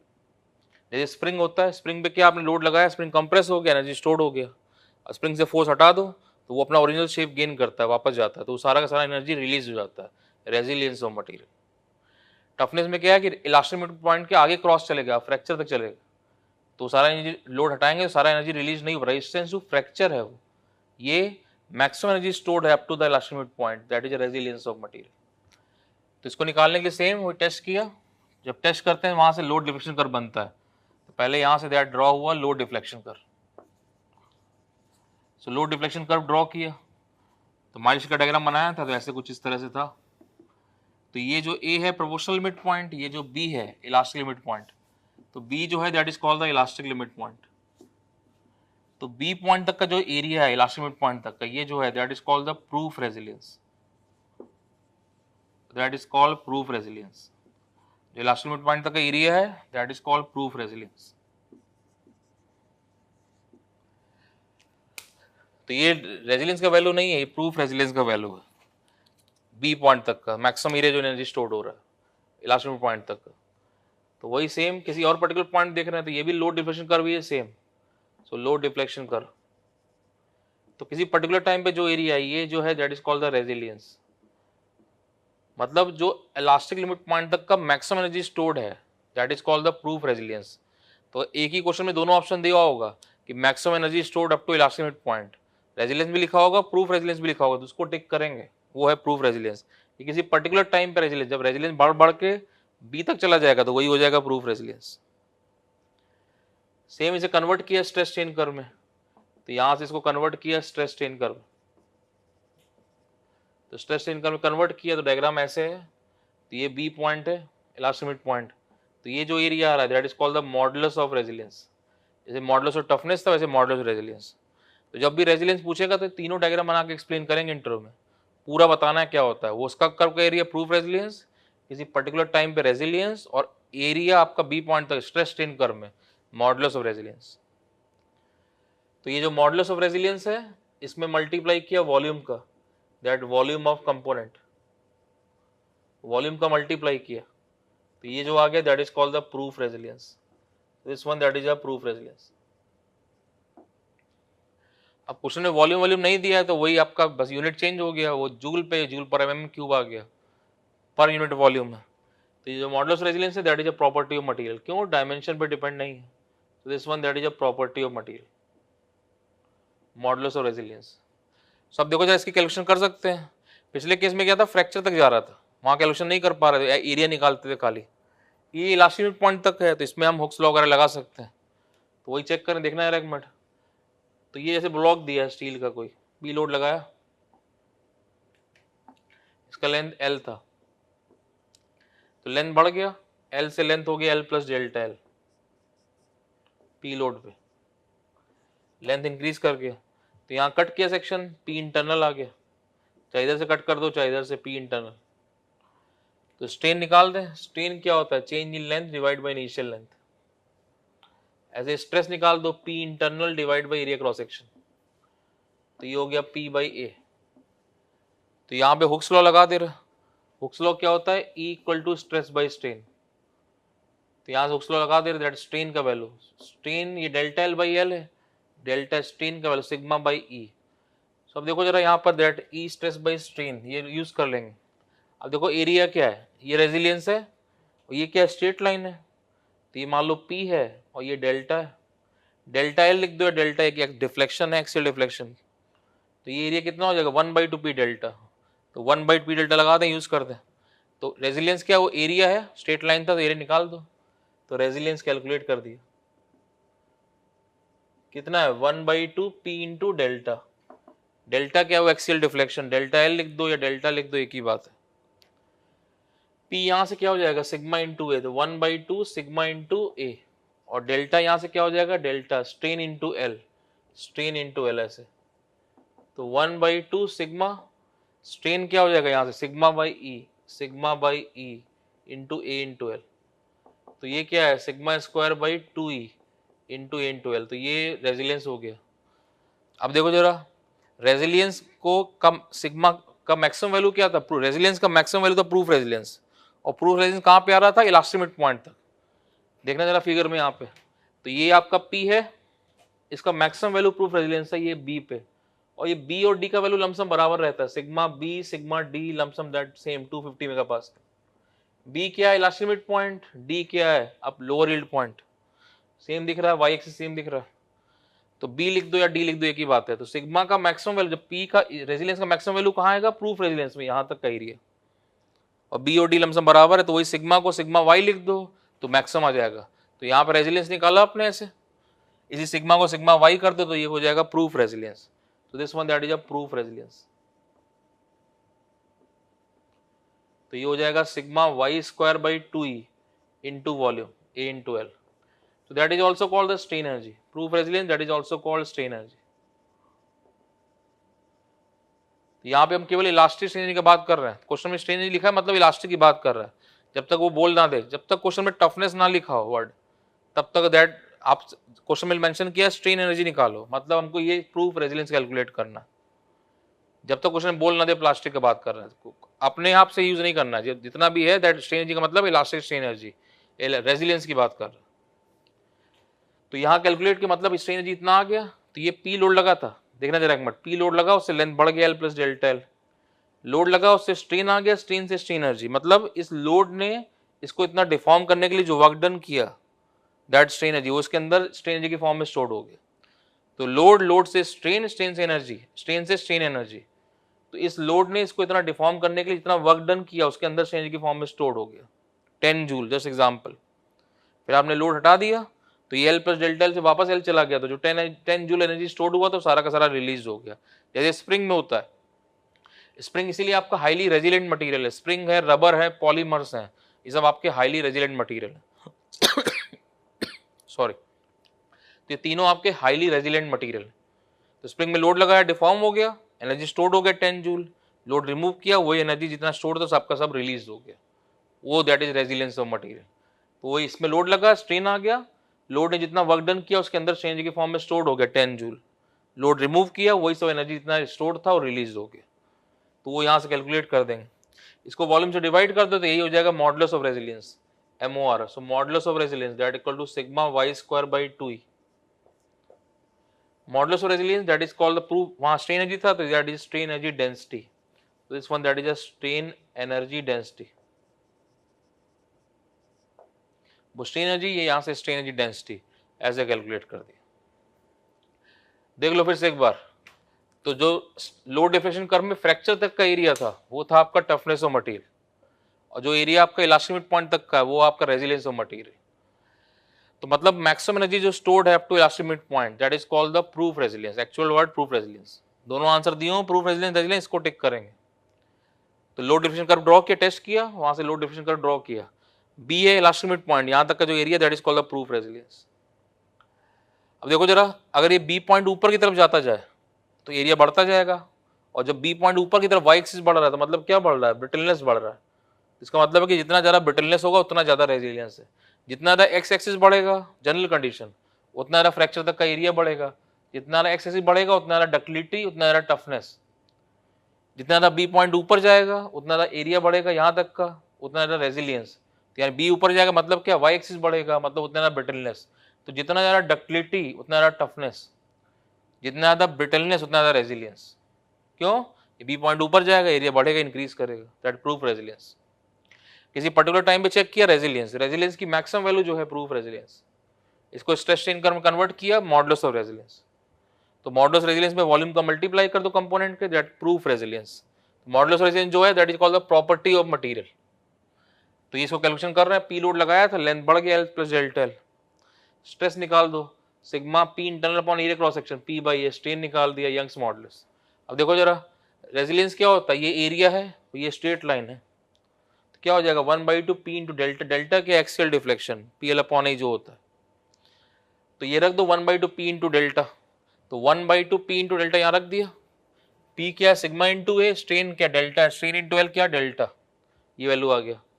अब रेजिलियंस का मैक्सिमम वैल्यू जो है वो प्रूफ रेजिलियंस वो कहाँ तक था, बी पॉइंट तक का, ये फिगर में देखो यहाँ पे दैट ये आपका यहाँ इतना था, यहाँ तक का एरिया है, ये मैक्सिमम, ये रेजिलियंस है, ये प्रूफ रेजिलियंस यहाँ तक का एरिया, और बी और डी का वैल्यू लमसम बराबर है, वाई एक्सिस बराबर है, तो बी लिख दो या डी लिख दो एक ही बात है। तो सिग्मा डी क्या है, sigma y, y that is a sigma y रख दिया, तो ये सिग्मा को सिग्मा वाई कर दोगे तो ये मैक्सिमम वैल्यू हो गया रेजिलियंस का, that is called the proof resilience, strain energy. तो लोड लगा, लोड से डिफॉर्म हो गया, तो डिफॉर्म करने के लिए लोड ने जो वर्क डन किया 10 जूल इसके अंदर स्टोर्ड हो गया, लोड रिमूव कर दो, एल प्लस डेल्टा एल से वापस एल आ गया, जो 10 जूल एनर्जी स्टोर्ड हुआ तो सबका सब रिलीज हो जाएगा। जैसे स्प्रिंग में था, स्प्रिंग कंप्रेस हुआ तो उसके अंदर एनर्जी स्टोर्ड हो गया, स्प्रिंग वापस गया, अपना ओरिजिनल शेप गेन किया, लोड हटा दिया, स्प्रिंग वापस गया, ओरिजिनल शेप गेन कर लिया, तो जो एनर्जी स्टोर्ड था वो रिलीज हो गया। तो वही 1/2 पी डेल्टा यहाँ रख दिया, ये स्ट्रेन एनर्जी हो गया, इसका per unit volume strain energy density that is a modulus of resilience, ये प्रूफ रेजिलियंस ऐसे कैलकुलेट कर दिया। तो this one that is a resilience of material. देखो ध्यान से पूरा पार्ट, कहीं डाउट लगता है बोलो, नोट कर लो इसको।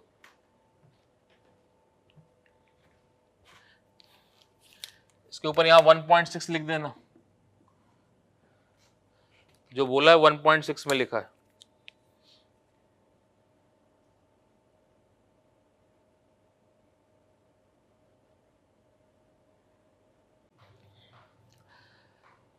तो हमने नॉर्मल स्ट्रेन, वॉल्यूमेट्रिक स्ट्रेन, उसके बाद दैट पॉइजन रेशियो वगैरह सब उसका एप्लीकेशन देखा है।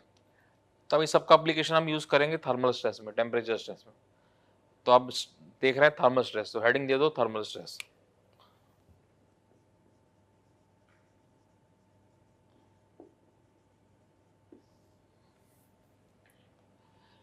टेम्परेचर स्ट्रेस, थर्मल स्ट्रेस का प्रैक्टिकल एप्लीकेशंस है।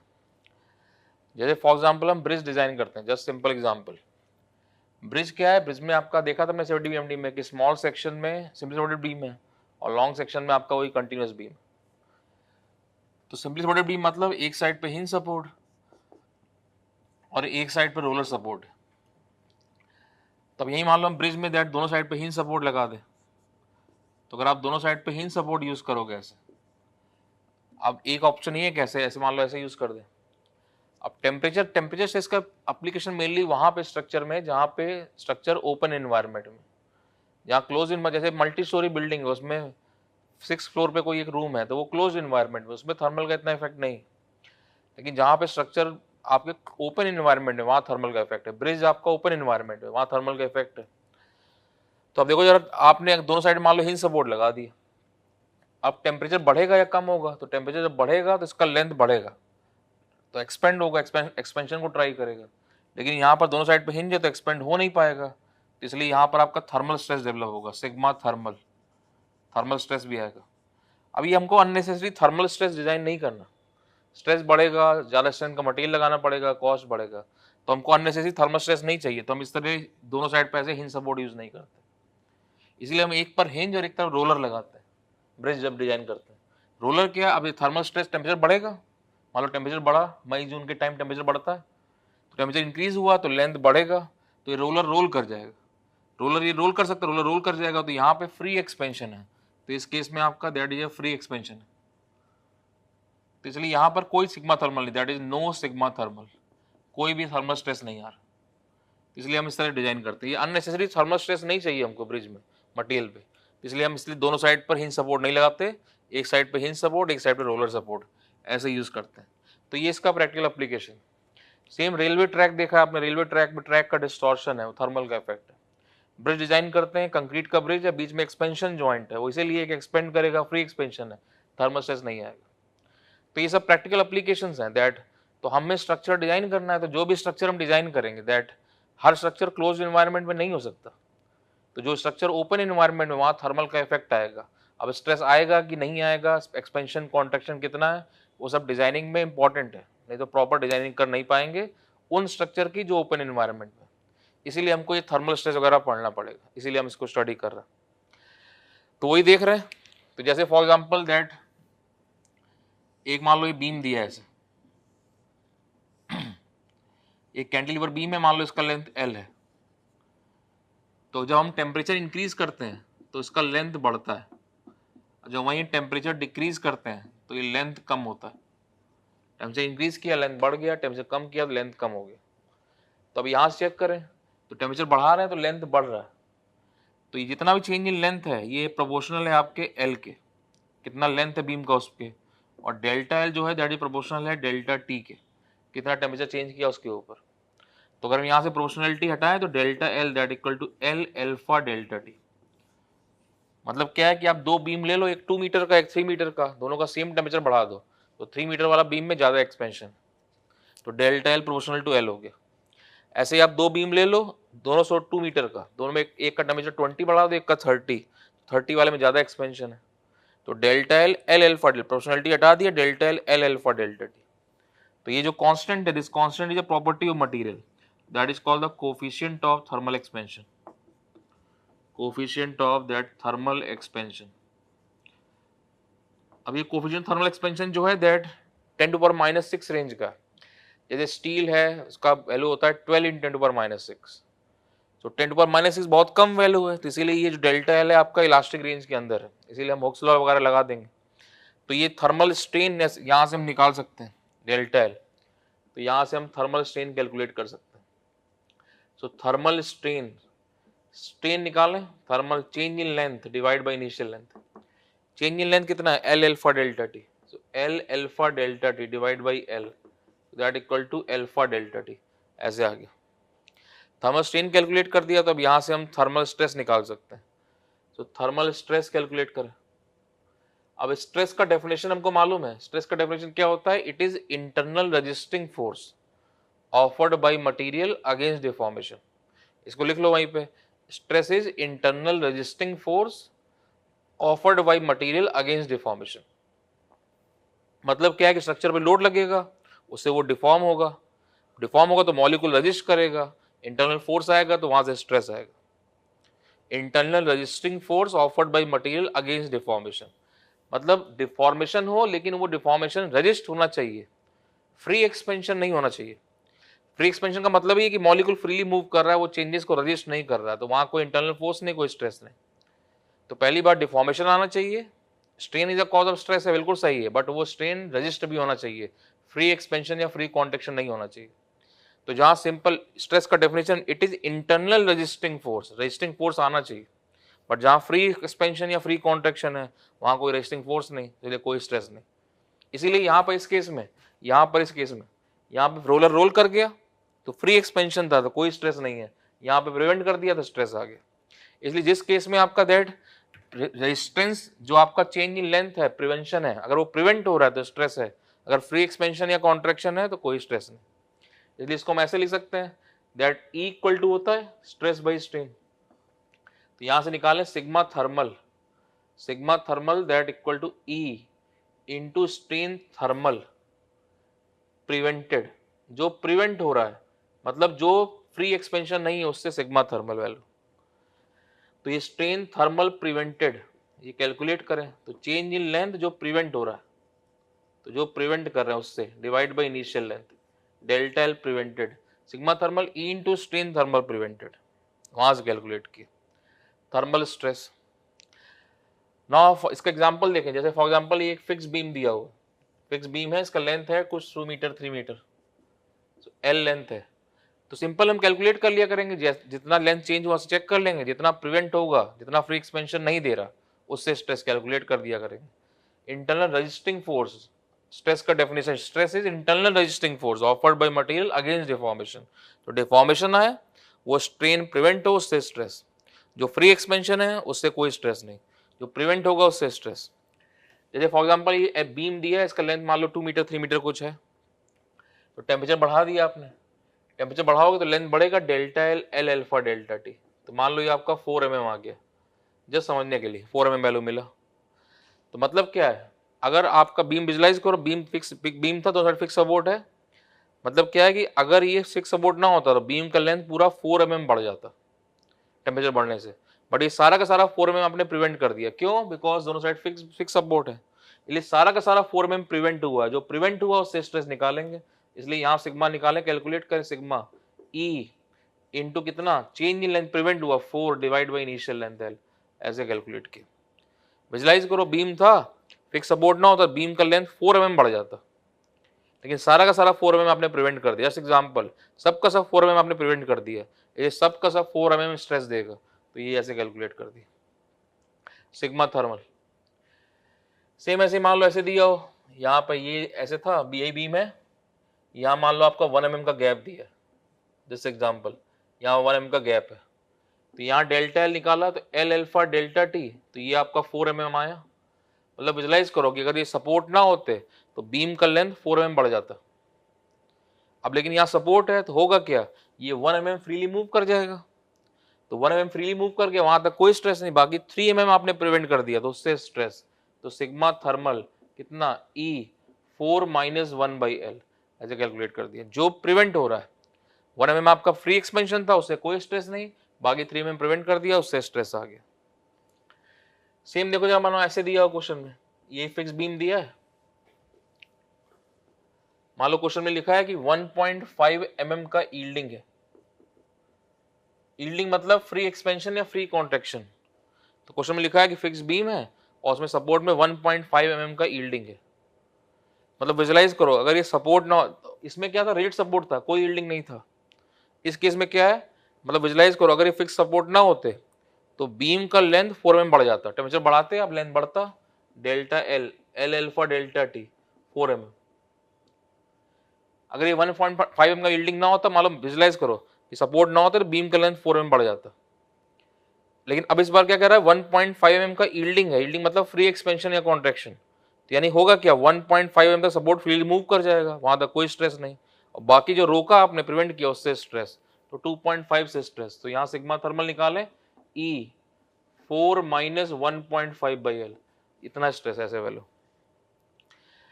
सेम मान लो सपोर्ट हटा दें, कैंटिलीवर बीम कर दें, यही सेम क्वेश्चन में, तो डेल्टा एल कितना है, एल अल्फा डेल्टा टी कितना 4 mm, तो यहाँ कितना सिग्मा थर्मल आएगा, बोलो यहाँ कितना आएगा, 0, क्यों, बिकॉज सारा का सारा 4 mm आपका फ्री एक्सपेंशन है, तो यहाँ कोई स्ट्रेस नहीं, सो ई 4 सबका सब फ्री एक्सपेंशन है, तो यहाँ कोई स्ट्रेस नहीं, 0 वैल्यू। सब केस में थर्मल स्ट्रेन सेम है, बट स्ट्रेस वो है जो प्रिवेंट हो रहा है, इस सब केस में अलग अलग स्ट्रेस की वैल्यू आ रही है, ऐसे निकालो। तो इसका मतलब सिंपल कॉन्सेप्ट, कोई मेंबर है उस पर आपने लोड अप्लाई किया, तो वहां डिफॉर्मेशन आता था, वहां स्ट्रेन था, यहाँ थर्मल से आ रहा है, अब लेकिन थर्मल से स्ट्रेन मिला, लेकिन जो स्ट्रेन प्रिवेंट हो रहा है, जो फ्री एक्सपेंशन नहीं है, उससे स्ट्रेस है, इसलिए इस केस में यहाँ रोलर रोल कर गया, फ्री एक्सपेंशन है, कोई स्ट्रेस नहीं, यहाँ पे क्या प्रिवेंट कर दिया, यहाँ स्ट्रेस है, इसलिए ब्रिज जब डिजाइन कर रहे हैं तो दोनों साइड पे हिंज सपोर्ट यूज नहीं करते, हिंज और रोलर लगाते हैं, इस तरह से रोलर रोल कर जाएगा, फ्री एक्सपेंशन है, कोई स्ट्रेस नहीं। तो जो भी स्ट्रक्चरल मेंबर ओपन एनवायरनमेंट में, वहां थर्मल का इफेक्ट है, तो वहां ही सबको ध्यान रखना पड़ेगा। तो टेम्परेचर बढ़ाते हैं तो लेंथ बढ़ता है, टेम्परेचर कम करते हैं तो लेंथ कम होता है, तो डेल्टा एल जो है proportional to L, delta L proportional to delta T, proportionality हटा दिया, कोफिशिएंट ऑफ थर्मल एक्सपेंशन, ये अल्फा जो है that is a property of material, temperature कम करोगे तो coefficient of thermal contraction, temperature बढ़ाया तो कोफिशिएंट ऑफ थर्मल एक्सपेंशन। अब ये जो अल्फा है, ये 10⁻⁻⁶ रेंज का, दैट वेरी स्मॉल वैल्यू, तो इसलिए सभी इलास्टिक रेंज में हुक्स लॉ यूज हो जाएगा।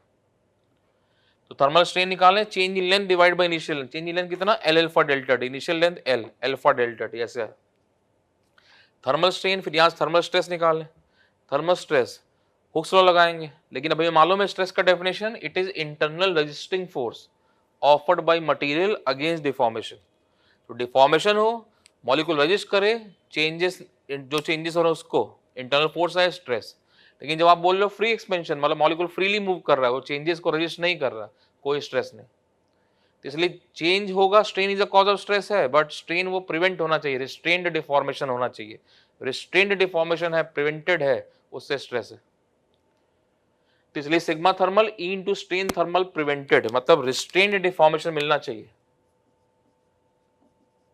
रिस्ट्रेन्ड डिफॉर्मेशन, तो रिस्ट्रेन्ड डिफॉर्मेशन आएगा, उससे स्ट्रेस मिलेगा, फ्री एक्सपेंशन से स्ट्रेस नहीं है, तो that will provide thermal stress, तो इससे स्ट्रेस मिलेगा। थर्मल जो फ्री एक्सपेंशन या कॉन्ट्रैक्शन है, उससे कोई स्ट्रेस नहीं, तो सीधे सिग्मा थर्मल ई इंटू स्ट्रेन थर्मल प्रिवेंटेड, और स्ट्रेन थर्मल प्रिवेंटेड कैसे निकालेंगे, change in length prevented divide by initial length. जैसे ये एग्जांपल, ये बीम दिया था, अब देखो बीम में क्या है, लेंथ विड्थ डेप्थ सब होता है, तो हो क्या रहा है, टेम्परेचर बढ़ा रहा हो तो लेंथ भी बढ़ रहा है, विड्थ भी बढ़ रहा है, डेप्थ सब बढ़ रहा है, लेकिन बी और डी बहुत कम है कंपेयर टू एल, इसलिए खाली एल का बात कर रहे हैं। जब तीनों डायमेंशन लमसम बराबर होंगे तब सबका बात करेंगे, तो बढ़ सब कुछ रहा है, लेकिन बी और डी बहुत कम है बीम में, इसलिए उसकी बात नहीं कर रहे, एल की बात कर रहे हैं। तो टेम्परेचर बढ़ाया तो लेंथ बढ़ेगा, delta L L alpha delta T 4 mm, जैसे मान लो इतना वैल्यू आया, इसका मतलब क्या है कि बीम में फिक्स सपोर्ट है, विजुलाइज करो, अगर ये सपोर्ट ना होता तो बीम का लेंथ 4 mm बढ़ जाता, लेकिन सारा का सारा 4 mm आपने प्रिवेंट कर दिया, इसलिए सारा का सारा 4 mm थर्मल स्ट्रेस देगा, इसलिए सारा का सारा 4 mm thermal stress sigma thermal E into 4/L ऐसे निकाल दिया। इस केस में 1 mm का गैप दिया हुआ है, देखो विजुलाइज करो, सपोर्ट ना होता बीम का लेंथ 4 mm बढ़ता, लेकिन अब क्या होगा, खाली 1 mm बढ़ेगा, 1 mm तक फ्री एक्सपेंशन है, बाकी सब प्रिवेंट किया, बाकी से स्ट्रेस आएगा, दैट इज 4 - 1/L ऐसे निकाला।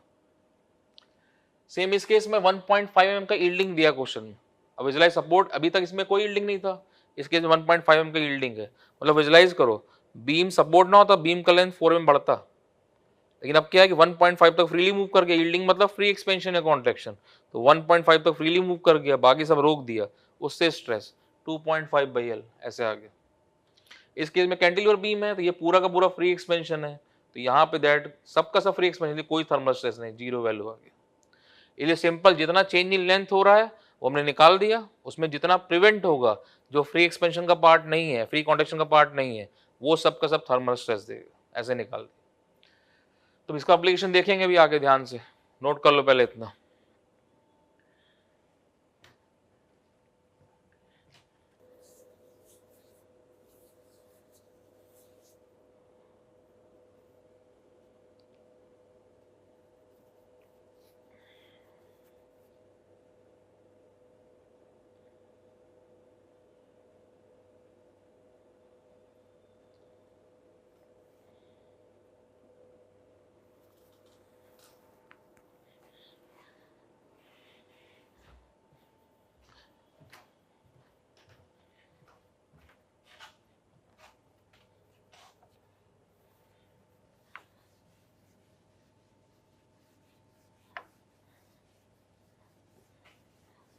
रफ कर रहे हैं।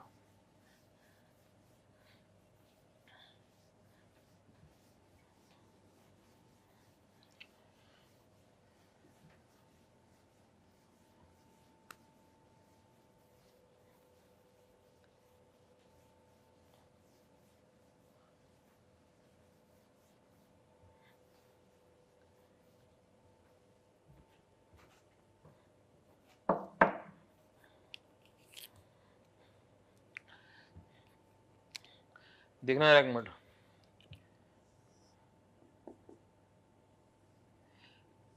ये फिक्स बीम है ऐसे 2 मीटर 3 मीटर का कुछ लेंथ का एल, टेम्परेचर इंक्रीज कर दिया आपने, टेम्परेचर बढ़ाएंगे तो लेंथ बढ़ेगा delta L L alpha delta T, तो वो निकाला delta L that L alpha delta T, तो ये मान लो 4 mm आ गया, जस्ट एग्जांपल। तो मतलब क्या है कि अगर ये सपोर्ट ना होता तो विजुलाइज करो, बीम का लेंथ 4 mm बढ़ जाता, लेकिन बढ़ तो रहा नहीं, क्यों? बिकॉज फिक्स सपोर्ट है। तो होगा क्या, जैसे बीम का लेंथ बढ़ना स्टार्ट करेगा तुरंत सपोर्ट कंप्रेसिव फोर्स देगा और वो -4 mm कर देगा, तो मिला के जीरो हो जाएगा, इसलिए जीरो है। तो इसलिए सपोर्ट हटा दो, सपोर्ट हटाया तो यहाँ से तुरंत कंप्रेसिव फोर्स आ गया, क्यों? ये -4 करेगा, तो P यहाँ से बना ऐसे L, तो ये P निकाले यहाँ से, तो delta L dash PL upon A, PL upon A that equal to -4 mm, this वाला। तो ये 4 mm, ये -4 mm, तो मिला के दोनों जीरो, तो ये delta L, so delta L plus delta L dash equal to zero, ये 4 ये -4, क्यों? फिक्स बीम है, support move, total reflection zero ही है। तो हुआ क्या, बीम का अगर सपोर्ट ना होता, विजुलाइज करो, बीम का लेंथ थर्मल से 4 mm बढ़ जाता, अब लेकिन यहाँ सपोर्ट है, वो उसको मूव करने देगा नहीं, तो होगा क्या, सपोर्ट से तुरंत कंप्रेसिव फोर्स आएगा और वो इसको -4 कर देगा, तो ये -4 मिला के जीरो, वही लिखा है। तो डेल्टा एल कितना है, L alpha delta T, so plus P L upon A, -4 mm equal to zero, ऐसे लिख दिया। तो अभी यहाँ से L alpha delta T, P by force upon area, क्या स्ट्रेस का एक ही फॉर्मूला है, force upon area, force upon area क्या है, stress sigma, then P by A, L by E, L cancel, तो यहाँ से ये sigma thermal that equal to E alpha delta T. जो भी फोर्सेस टेम्परेचर चेंज करने से डेवलप होंगे वो सब के सब थर्मल स्ट्रेस देंगे। P बाई ए जो है सिग्मा है, और अगर वो P thermal change temperature change करने से आ रहा है तो वो थर्मल स्ट्रेस देगा P बाई ए। तो जो भी force n number of forces हैं, अगर वो टेम्परेचर चेंज करने से आ रहे हैं, सबके सब थर्मल स्ट्रेस देंगे। ना आप यहाँ पे टेम्परेचर बढ़ाते, ना इसका लेंथ बीम का लेंथ 4 mm बढ़ता, ना सपोर्ट वो -4 करता, तो P क्यों आया, बिकॉज वो P 4 mm को -4 करने के लिए, जीरो करने के लिए। तो जो भी फोर्सेस टेम्परेचर चेंज करने से आएंगे वो सब थर्मल स्ट्रेस देंगे। तो ये डायरेक्ट ध्यान रखेंगे formula E alpha delta that, ये तब के लिए जब both and fixed, both ends fixed, उस केस में। तो P बाई ये थर्मल स्ट्रेस है और P कैसा है, ये कंप्रेसिव है, इसलिए यहाँ पर कंप्रेसिव थर्मल स्ट्रेस है। इसलिए अगर हम टेम्परेचर चेंज कर इंक्रीज करते हैं तो वहां पर कंप्रेसिव थर्मल स्ट्रेस आ रहा है। टेम्परेचर बढ़ा, ये पूछता है इंटरव्यू में कई बार कि भाई टेम्परेचर बढ़ाया आपने तो कंप्रेसिव थर्मल स्ट्रेस कैसे आता है, तो ये बना के इसको एक्सप्लेन कर देंगे। सेम देखो जरा, यहाँ टेम्परेचर मान लो डिक्रीज करें, तो ये भी मान लो टेम्परेचर को डिक्रीज कर रहा है, ये बीम दिया हुआ है ऐसे एल लेंथ, तो यहाँ टेम्परेचर डिक्रीज किया, टेम्परेचर डिक्रीज कर रहा हो यानी लेंथ कम होगा, delta L, L alpha minus delta T, तो ये -4m। इनिशियल टेम्परेचर मान लो 10 था, फाइनल टेम्परेचर आपने 6 कर दिया, तो डेल्टा टी क्या, final minus initial, 6 minus 10 -4, L alpha minus -4 ऐसे आ गया। मतलब विजुलाइज करो, अगर सपोर्ट ना होता तो ये बीम का लेंथ 4 mm कम हो जाता, लेकिन कम तो हुआ नहीं। क्यों? बिकॉज जैसे ही कम होना स्टार्ट तुरंत सपोर्ट ने टेंसाइल फोर्स दिया, उसने +4 कर दिया, मिला के 0 हो गया। तो सपोर्ट ने टेंसाइल फोर्स डेवलप किया, तो ये हटा दो सपोर्ट, तो यहाँ पे टेंसाइल ऐसे P, तो यहाँ कैलकुलेट करें तो delta L dash plus P L upon A, तो this one that equal to +4 mm, तो -4 +4 मिला के 0, तो delta L plus delta L dash equal to 0। तो सॉल्व करेंगे तो सेम यहाँ से वही sigma thermal that equal to E alpha delta T, this value ऐसे आ गया। तो यहाँ पी सपोर्ट कैसा फोर्स दे रहा है, टेंसाइल फोर्स दे रहा है, इसलिए यहाँ पर टेंसाइल थर्मल स्ट्रेस है, तो इस केस में that is a tensile thermal stress, tensile thermal stress. वहां पे कंप्रेसिव थर्मल स्ट्रेस, यहाँ पर टेंसाइल थर्मल स्ट्रेस, इस तरह से कैलकुलेट कर दिया। तो ये पूछता है किस तरह का स्ट्रेस आ रहा है, तो ऐसे बना के एक्सप्लेन कर देंगे। देख लो फिर से, टेम्परेचर बढ़ाया लेंथ बढ़ेगा, L alpha delta T 4 mm, मतलब विजुलाइज करो अगर ये सपोर्ट ना होते तो बीम का लेंथ 4 mm बढ़ जाता, लेकिन बढ़ा तो है नहीं। क्यों? बिकॉज जैसे सब बढ़ना चालू किया सपोर्ट ने कंप्रेसिव फोर्स दे दिया, उसने -4 कर दिया, तो ये minus delta P L upon I, minus P L upon I -4, तो ये +4 ये -4 मिला के 0, यहाँ सॉल्व किया सिग्मा थर्मल ई अल्फा डेल्टा इस तरह से आ गया। तो तब के लिए जब बोथ एंड फिक्स्ड है, तो यहाँ सपोर्ट कैसा, पी बाई ए स्ट्रेस होता है, सपोर्ट कैसा दे रहा है, कंप्रेसिव फोर्स, इसलिए कंप्रेसिव, यहाँ पर कंप्रेसिव थर्मल स्ट्रेस। सेम ऐसे यहाँ पे इस केस में टेम्परेचर डिक्रीज कर रहे हैं, टेम्परेचर डिक्रीज कर रहे हैं तो लेंथ कम होगा, तो लेंथ कम हो रहा है मतलब सपोर्ट ना होते तो बीम का लेंथ ये 4 mm कम हो जाता। विजुलाइज करो जैसे बीम का लेंथ 4 mm कम होता, इसलिए सपोर्ट ने टेंसाइल फोर्स दिया, वो +4 करेगा मिला के 0, तो सपोर्ट यहाँ टेंसाइल फोर्स दे रहा है, इसलिए यहाँ पे टेंसाइल थर्मल स्ट्रेस, और वैसे ही -4 +4 मिला के 0 सॉल्व करेंगे तो वही वैल्यू आ जाएगा। तो इसलिए टेम्परेचर जब बढ़ाते हैं, इंक्रीज कर रहे हैं, तो उसके में कंप्रेसिव थर्मल स्ट्रेस, और टेम्परेचर जब कम कर रहे हैं तो वहां पर टेंसाइल थर्मल स्ट्रेस। बाकी डिफरेंट डिफरेंट सिचुएशन में डिपेंड करेगा कैसा मेन इक्विलिब्रियम बनना चाहिए, तो वो सब आगे यूज करेंगे धीरे धीरे कर क्वेश्चन में देखेंगे, तो नोट कर लो इसको।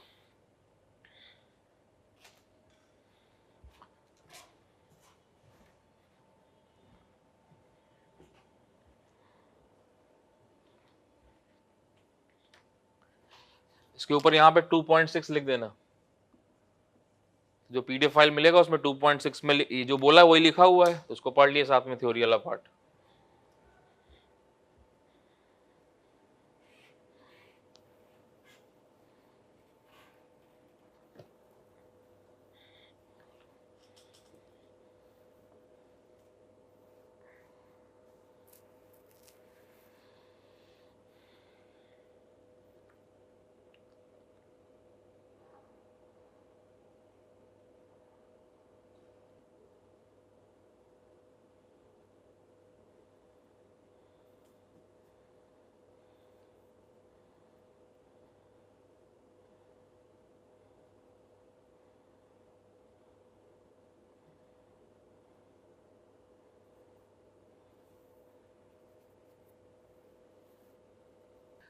रफ कर रहे हैं,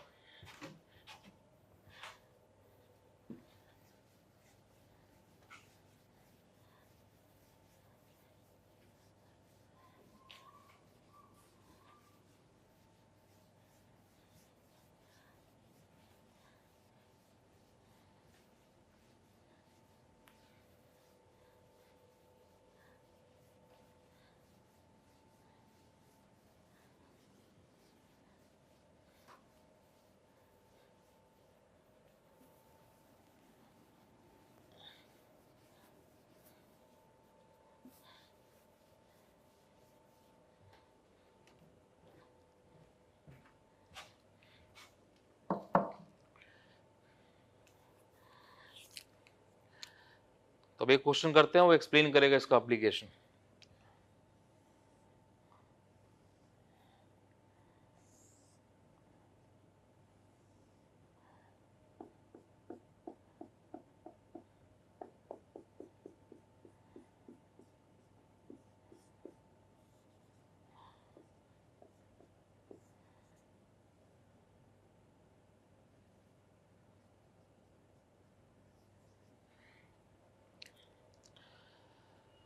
सो ये एक स्क्वायर ब्लॉक दिया हुआ है, यहाँ से प्रिवेंट हो रहा है, तीन साइड से प्रिवेंट हो रहा है, इधर फ्री है मूव करने के लिए एक्स में।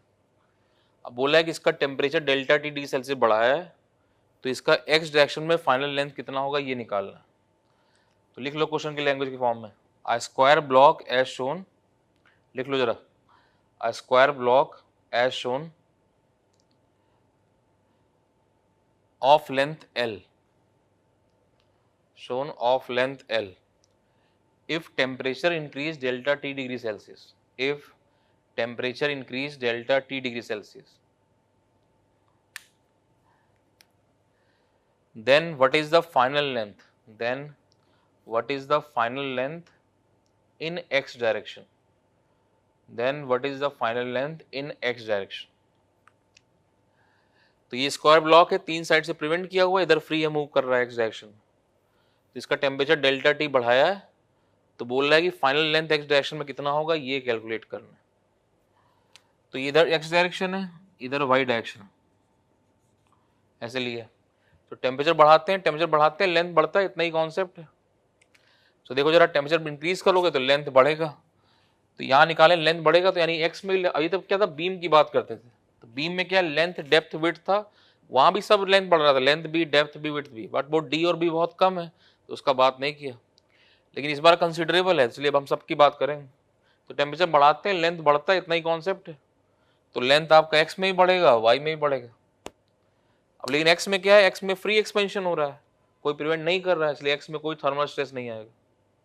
लेकिन वाई में जब बढ़ेगा तो वाई में प्रिवेंट कर रहा है, तो इसलिए थर्मल स्ट्रेस बनेगा, थर्मल स्ट्रेस आएगा। और यहाँ टेम्परेचर बढ़ा रहे हैं, इसका मतलब थर्मल स्ट्रेस कैसा आएगा, कंप्रेसिव आएगा। और कितना आता, दोनों साइड फिक्स है, कितना आता था, ई अल्फा डेल्टा टी, तो इसलिए यहाँ कंप्रेसिव स्ट्रेस सिग्मा थर्मल ई अल्फा डेल्टा टी ये डेवलप हुआ, सिग्मा थर्मल ई अल्फा। क्यों, वाई में आपका मूव नहीं कर पा रहा, प्रिवेंट हो रहा है, तो थर्मल स्ट्रेस आ गया, और दोनों साइड फिक्स है तो ई अल्फा डेल्टा टी, और टेम्परेचर इंक्रीज किया तो इसलिए कंप्रेसिव थर्मल स्ट्रेस बनता है, तो वही आ रहा है इस तरह से। सो अब देखो जरा, अभी हमने वहां स्ट्रेस वाले में फॉर्मूला देखा था, ये ऐसे स्ट्रेस एलिमेंट दिया है, इसमें यहाँ पे सिग्मा एक्स लग रहा है मान लो, इसका इस क्वेश्चन से मतलब नहीं है, खाली जो जनरल फॉर्मूला बनाया था अभी, ये सिग्मा वाई है। तो यहाँ पे स्ट्रेन एक्स कैसे निकालते हैं, क्या होता है, sigma x by E minus nu time sigma Y by, ऐसे सॉल्व करते हैं। तो ये जनरल फॉर्मूला था। अब इस क्वेश्चन में वापस आओ, इसमें क्या है कि कंप्रेसिव सिग्मा वाई लग रहा है, सिग्मा एक्स नहीं है, तो इस केस में वापस आओ। तो ये जो ब्लॉक दिया था स्क्वायर ब्लॉक, इसमें आपका ये सिग्मा थर्मल लग रहा है ई अल्फा डेल्टा टी, ऐसे E alpha delta T, sigma Y है ये। तो इस केस में क्या है, सिग्मा एक्स का वैल्यू 0 है और सिग्मा वाई कितना है, minus E alpha delta T, क्यों, कंप्रेसिव है। तो इसमें क्लियर दिख रहा है कि वाई में लेंथ कम होगा, एक्स में लेंथ बढ़ेगा, क्लियर दिखाई दे रहा है। तो निकाल लो कितना लेंथ बढ़ेगा, स्ट्रेन एक्स का फॉर्मूला क्या है, ये लगा दो, सिग्मा एक्स अपॉन ई वाला फॉर्मूला।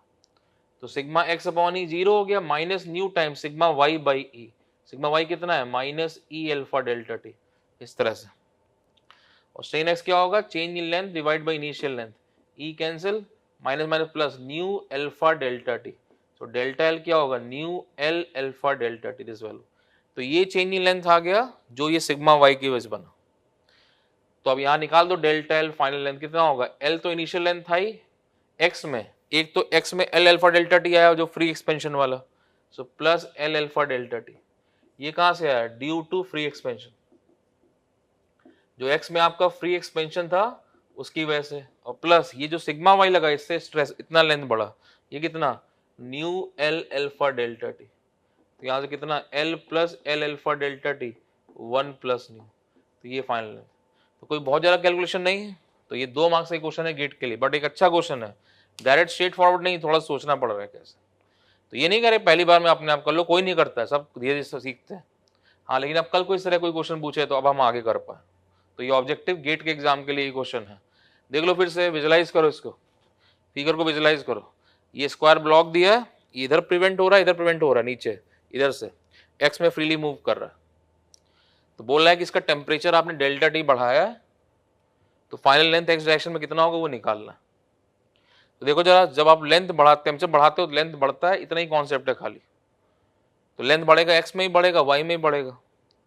अब एक्स में क्या है, एक्स में जो बढ़ रहा है वो फ्री एक्सपेंशन है, कोई स्ट्रेस नहीं आया, वाई में प्रिवेंट हो रहा है तो स्ट्रेस आ गया।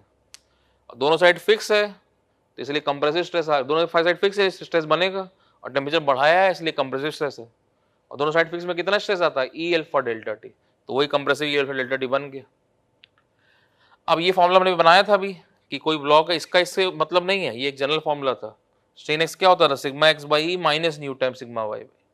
अब इसी क्वेश्चन में आओ, इसमें आपका सिग्मा एक्स तो जीरो हो गया, सिग्मा वाई आ गया E alpha delta T, compressive है तो यहाँ पुट कर दिया sigma x upon E minus nu time sigma Y by E. Sigma y compressive है क्योंकि ई एल्फ कम लेंथ कम कर रहा है, बिकॉज टेम्परेचर बढ़ाया था फिक्स सपोर्ट से कंप्रेसिव स्ट्रेस, तो यहाँ पुट किया इतना वैल्यू आ गया। ये क्लियर दिख रहा है इसमें कि वाई का लेंथ कम करेगा एक्स का बढ़ाएगा। तो अब देखो फाइनल लेंथ कैसे निकालेंगे, एल लेंथ तो पहले से है ही यहाँ पे इनिशियल, एक इसका L alpha delta T free expansion x वाला टेम्परेचर बढ़ाने से, और दूसरा ये जो सिग्मा वाई बना इसकी वजह से आया, तो वही यहाँ पे लिखा है, एक तो एल हो गया और ये L alpha delta T due to free expansion, और ये जो nu L alpha delta T है ये आपका सिग्मा वाई की वजह से, तो ये फाइनल लेंथ ऐसे कैलकुलेट कर दिया। तो ये एक अच्छा क्वेश्चन है, ऐसे सॉल्व कर दिया। So this one that is due to sigma y. तो कल को अब इस तरह कोई क्वेश्चन पूछे थोड़ा चेंज करे तो ऐसे ही सॉल्व कर देंगे, कॉन्सेप्ट पे ध्यान देना है कैसे किया, नोट कर लो इसको।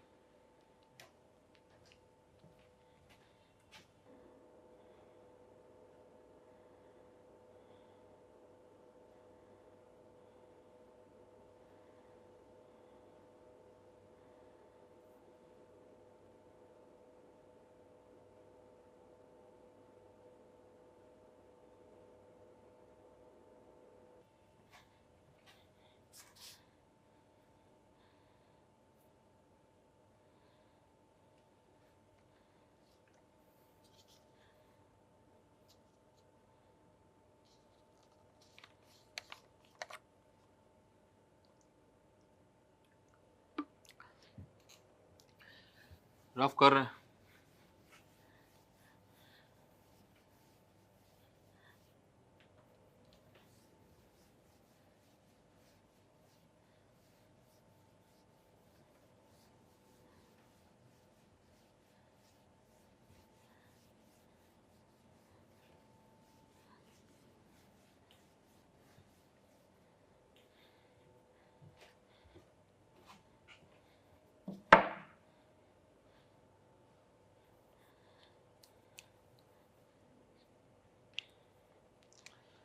देखना है एक मिनट।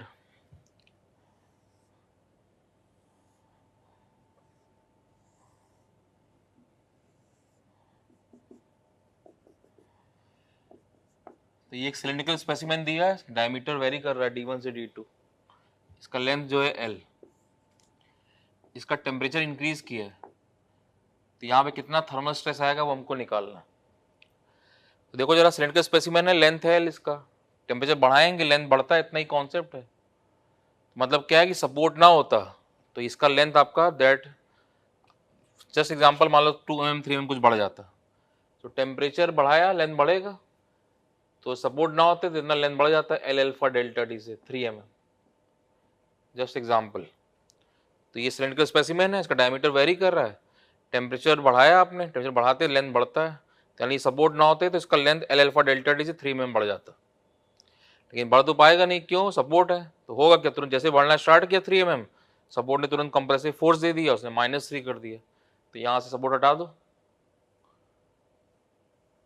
तो ये तुरंत सपोर्ट ने कंप्रेसिव फोर्स दे दिया P का, तो ये -3 कर देगा, और L, तो ये सिलिंड्रिकल स्पेसिमेन D1 D2, तो इसका -3, ये P फोर्स लग रहा है, देखो जरा इसमें ये -3 निकालना आता है, तो इसका फॉर्मूला हमने बनाया था, क्या फॉर्मूला था, cylindrical specimen D1 D2 very कर रहा था, बोलो, लगा दो वही, डेल्टा एल डैश क्या था PL अपॉन, कल बनाया था formula π/4 D1 D2 into E, this value, तो ये कितना, ये -3 है, जस्ट एग्जाम्पल।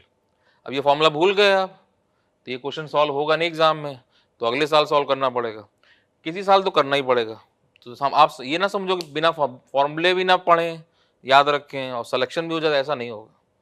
तो ये जिस साल सॉल्व करोगे उसी साल मार्क्स मिलेगा, उसे नंबर आएंगे, सिलेक्शन होगा, तो इसलिए फॉर्मूले सब एकदम टिप पे रहना चाहिए। तो ये -3 mm, तो वो +3 mm दोनों मिला दो, तो delta L plus delta L dash 0, तो यहाँ सॉल्व कर लेंगे तो P का वैल्यू आ जाएगा, तो P निकल जाएगा तो स्ट्रेस निकाल सकते हैं। तो देखो जरा सर्कुलर सेक्शन है, साइड से दिखाई देगा क्रॉस सेक्शन, तो यहाँ फोर्स तो सेम है हर जगह, तो जहाँ मिनिमम एरिया वहाँ मैक्सिमम स्ट्रेस, जहाँ मैक्सिमम एरिया वहाँ मिनिमम स्ट्रेस। तो सिग्मा मैक्स कितना हो जाएगा, P divide by pi by 4 d2 square. ऐसे ही सिग्मा मिन कितना हो जाएगा, P divide by pi by 4 d1 square. कल को बोल सकता है इसी केस में यहाँ से लेफ्ट से आपका डेट 10 mm पे निकालो कितना स्ट्रेस होगा, तो वहाँ का डायमीटर निकाल लेंगे dx, जैसे यहाँ क्वेश्चन में किया था, L मीटर में चेंज, 1 में चेंज, x में चेंज, उस तरह से। P हर जगह कांस्टेंट है, जहाँ पूछेगा वहाँ कट करके सेक्शन, वहाँ का डायमीटर मिल जाएगा, पाई बाई 4 dx स्क्वायर से सॉल्व कर देंगे। मैक्सिमम पूछेगा तो यहाँ पे हो गया, मिनिमम यहाँ पे हो गया, बाकी कहीं भी निकाल सकते हैं, P कांस्टेंट है। तो इस तरह से हम बाकी हर जगह कैलकुलेट कर लेंगे। ऐसे आगे सेम ये सेकंड केस, तो ये मान लो आपको स्टेप बार दिया है ऐसे, ये मान लो आपका स्टील का ब्लॉक है, ये एल्युमिनियम है, ऐसे दोनों को कंबाइन किया, तो L1 A1 E1 alpha 1, L2 A2 E2 alpha 2, तो ये दो ब्लॉक हैं स्टील और एल्युमिनियम दोनों कंबाइन किए इस तरह से। तो मान लो यहाँ पे टेम्परेचर इंक्रीज किया डेल्टा टी, तो टेम्परेचर बढ़ाते हैं लेंथ बढ़ता है, इतना ही कॉन्सेप्ट है। तो डेल्टा एल कितना हो गया, L1 alpha 1 delta T plus L2 alpha 2 delta T. तो मान लो ये आपका 5 mm आ गया, जस्ट समझने के लिए। तो एक स्टील का ब्लॉक है, एक एल्युमिनियम का, लेंथ सब अलग अलग सब चीज़ दी हुई है, E1 अलग होगा, अल्फा अलग, सब मटेरियल पर डिपेंड है, वो दिया होगा क्वेश्चन में। तो आपने मान लो टेम्परेचर बढ़ा दिया, तो टेम्परेचर बढ़ाएंगे तो L alpha delta T first का, L alpha delta T second का, तो मान लो सब मिला के 5 mm आ गया। तो मतलब क्या है कि अगर ये सपोर्ट ना होते तो ये पूरा लेंथ 5 mm बढ़ जाता, लेकिन बढ़ा तो है नहीं। तो हुआ क्या, सपोर्ट ने तुरंत कंप्रेसिव फोर्स दिया, उसने -5 कर दिया होगा, तो वही अलग कर दे रहे, इसने -5 कर दिया, सपोर्ट हटा दो, सपोर्ट हटाया तो P ऐसे आ गया। तो ये फर्स्ट मेंबर, ये सेकंड मेंबर, दोनों को अलग अलग कर दो, दोनों को अलग कर दिया, ये क्लियर बनाएंगे। P ये वैसे बना, ये फर्स्ट मेंबर हो गया, ये सेकंड मेंबर, ये ऐसे P आया, यहाँ P था तो यहाँ P आना ही पड़ेगा।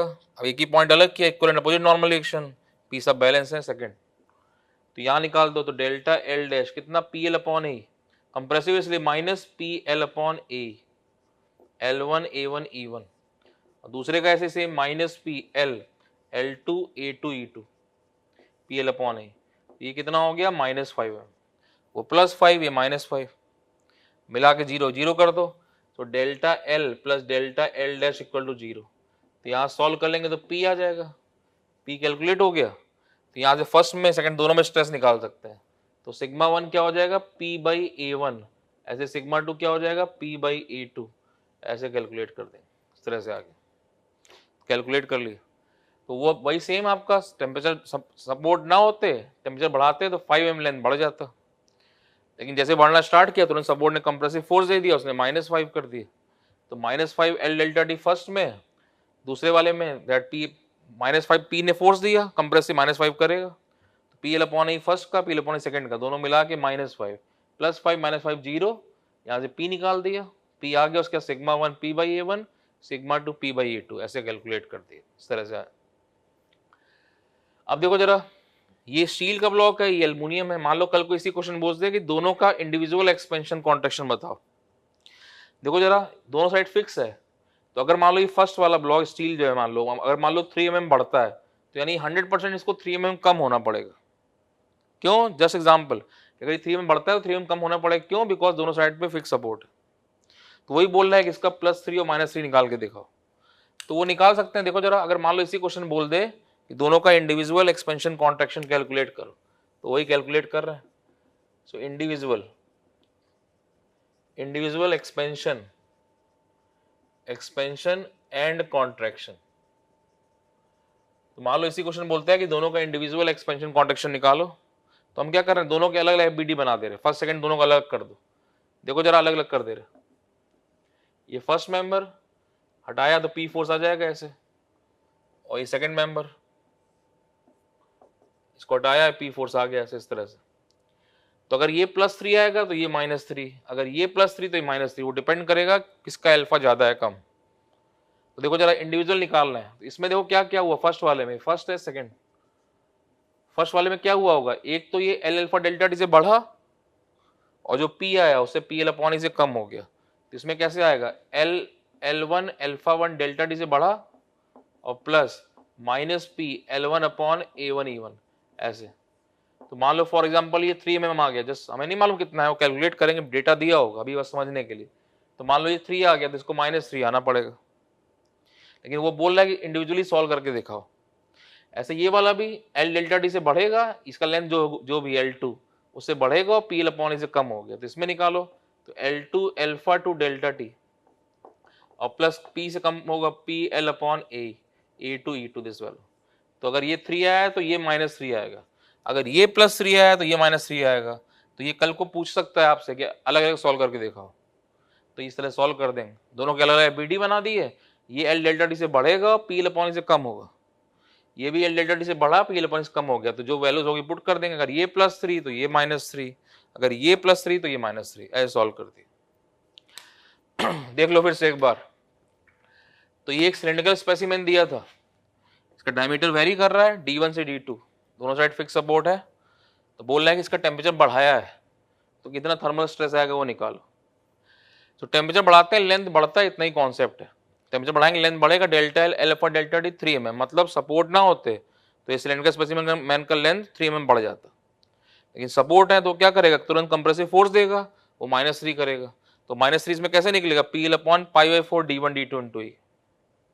तो दोनों को ऐड कर दिया इक्वल टू 0, तो यहाँ से P आ गया, P बन गया। तो अब यहाँ से स्ट्रेस निकाल सकते हैं, सिग्मा मैक्स, P हर जगह सेम है, sigma max P upon π/4 D2 square.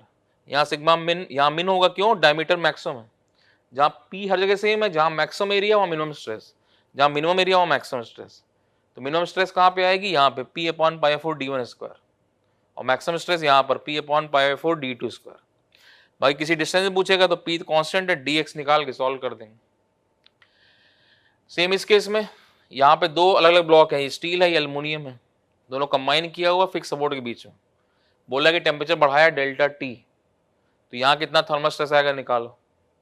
तो वही सेम टेम्परेचर बढ़ाया, लेंथ बढ़ेगा, L alpha delta T first का, L alpha delta T second का 5 mm, जस्ट एग्जांपल।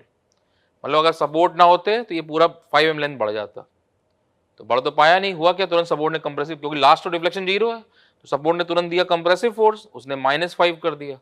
तो -5 यहाँ से निकाल दें, PL अपॉन ए फर्स्ट का, PL अपॉन ए सेकंड का -5, तो +5 -5 मिला के 0, तो इससे P आ जाएगा। जब P निकल जाएगा तो वहां से sigma 1 P/A1, sigma 2 P/A2 solve कर दिया ऐसे। नेक्स्ट अब इसी में पूछ रहा है कि दोनों का इंडिविजुअल एक्सपेंशन कॉन्ट्रैक्शन बताओ। तो देखो ध्यान से, अगर ये वाला ब्लॉक 3 mm बढ़ता है जस्ट एग्जांपल, तो ये 3 mm कम होना ही पड़ेगा, क्यों, दोनों साइड पे फिक्स सपोर्ट है, टोटल मिला के 0 होना है।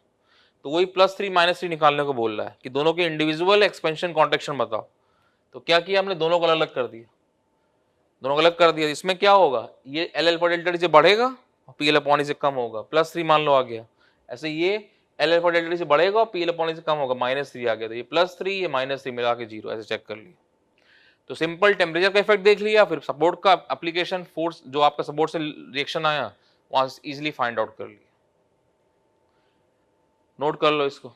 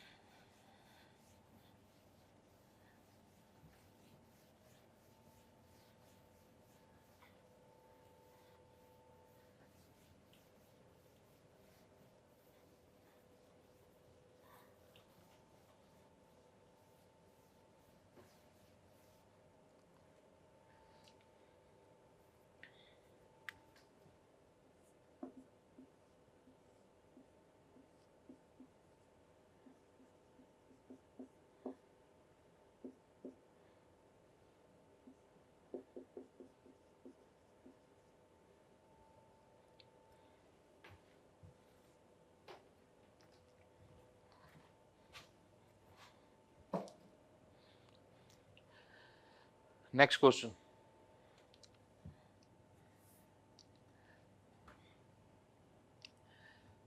देखना है एक मिनट। ये स्प्रिंग दिया है, इसे पी फोर्स लगाया, तो P इक्वल टू क्या होता है, K delta spring force, F S लिख दो, spring force F S equal to K delta, तो K हो गया P बाई डेल्टा। तो ये जो K है that is called the stiffness of spring. तो ये सब हम 11th क्लास फिजिक्स में पढ़ते आए हैं, 9th क्लास से पढ़ रहे हैं। तो जितना ज़्यादा स्टिफनेस रहेगा उतना कम डिफ्लेक्शन आएगा, यानी जितना ज़्यादा स्टिफ मटेरियल है, स्टिफनेस है, उतना कम डिफ्लेक्शन। तो जहां भी डिफ्लेक्शन निकाल सकते हैं वहां पे हम स्टिफनेस कैलकुलेट कर सकते हैं। जैसे ये बार दिया हुआ है स्टील का, मान लो बार था ऐसे, यहाँ पी लोड लगाया, एल लेंथ है इसका, सो डेल्टा क्या हो गया, पी एल अपॉन ए। तो ये के बार दिया, इसका के स्टिफनेस निकालें बार का, तो क्या पी बाई डेल्टा, ऐसे ही निकालते हैं स्प्रिंग में स्टिफनेस कैसे, पी बाई डेल्टा। तो पुट कर दो पी बाई डेल्टा, डेल्टा कितना है, P L upon A, P L upon A. तो यहां से के ऑफ द बार कैलकुलेट कर दिया, कितना, ए बाई एल। तो एरिया क्रॉस सेक्शन मालूम है, यंग्स मॉडुलस दिया होगा, लेंथ पता है, तो ये के ऑफ द बार आ गया। अब ये यही दोनों कंबाइन कर दे रहे, देखो इन्हें कंबाइन कर दे रहे। तो ये रिजिड बार है ऐसे, सॉरी डिफॉर्मेबल बार है ऐसे स्टील का, और ये एक स्प्रिंग अटैच कर दिया। तो इसका स्टिफनेस के दिया हुआ है, इसका लेंथ एल है, एरिया क्रॉस सेक्शन दिखाई देगा साइड से, ए दिया हुआ है, यंग्स मॉडुलस दिया है, और बोल रहा है कि इसका टेम्परेचर बढ़ाया है तो कितना थर्मल स्ट्रेस आएगा वो निकालो। तो ये एक रिजिड, ये डिफॉर्मेबल बार, ये स्प्रिंग अटैच किया है और टेम्परेचर बढ़ा दिया डेल्टा टी, बोल रहा है कितना थर्मल स्ट्रेस आएगा वो निकालो। तो देखो जरा, ये वाला केस सेम ऐसे ही है, ये वाला केस बिल्कुल सेम ऐसे ही जैसे ये अलग पिछला क्वेश्चन किया था। यहाँ क्या था, ये स्टील का बार था, ये एल्युमिनियम था, दोनों को अलग अलग किया था। तो ये L delta T plus P L upon A, L delta T से बढ़ा था और पी एल अपॉन ए से कम हुआ, तो ये +3 आया था, तो ये -3 आया था।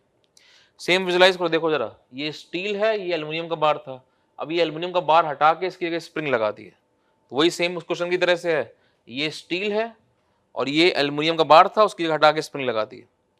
तो देखो जरा कैसे होगा, टेम्परेचर बढ़ाओगे लेंथ बढ़ेगा, तो टेम्परेचर बढ़ाओगे लेंथ बढ़ता है, इतना ही कॉन्सेप्ट है। तो क्या होगा, ये जो स्टील का बार है इसका लेंथ बढ़ेगा, तो लेंथ बढ़ेगा तो क्या होगा, स्प्रिंग कंप्रेस होगा, विजुलाइज करो। और स्प्रिंग जिधर भी एक्सपेंड या कंप्रेस करता है उसके अपोजिट डायरेक्शन फोर्स देता है, रेजिस्टिंग होता है। तो देखो जरा, स्प्रिंग कंप्रेस हो रहा है +x में, फोर्स किधर देगा, -x में, अलग कर दिए। तो उसी को अलग कर, दोनों को अलग कर दो सेम वैसे, तो अलग कर दिए। तो स्प्रिंग जैसे ही कंप्रेस होगा फोर्स देगा, स्प्रिंग ने मान लो फोर्स दे दिया ये P Fs, इस तरह से, ये L लेंथ है, स्टील का बार था, और same equal and opposite normal action, दोनों को अलग कर दिया। तो यहाँ स्प्रिंग पे फोर्स आपका यही P आ गया, Fs ऐसे। तो ये पॉइंट था, ये पॉइंट अलग कर दिया, एक ही पॉइंट अलग किया, equal and opposite normal action. Same वही केस है, देखो ध्यान से, सेम आपका यहाँ पे ऐसे, ये स्टील का बार था, ये एल्युमिनियम का बार, ये P फोर्स बीच में आ गया था, इसमें कितना आया था +3, इसमें कितना आया था, इसी से विजुलाइज करो, ये +3 था, ये -3।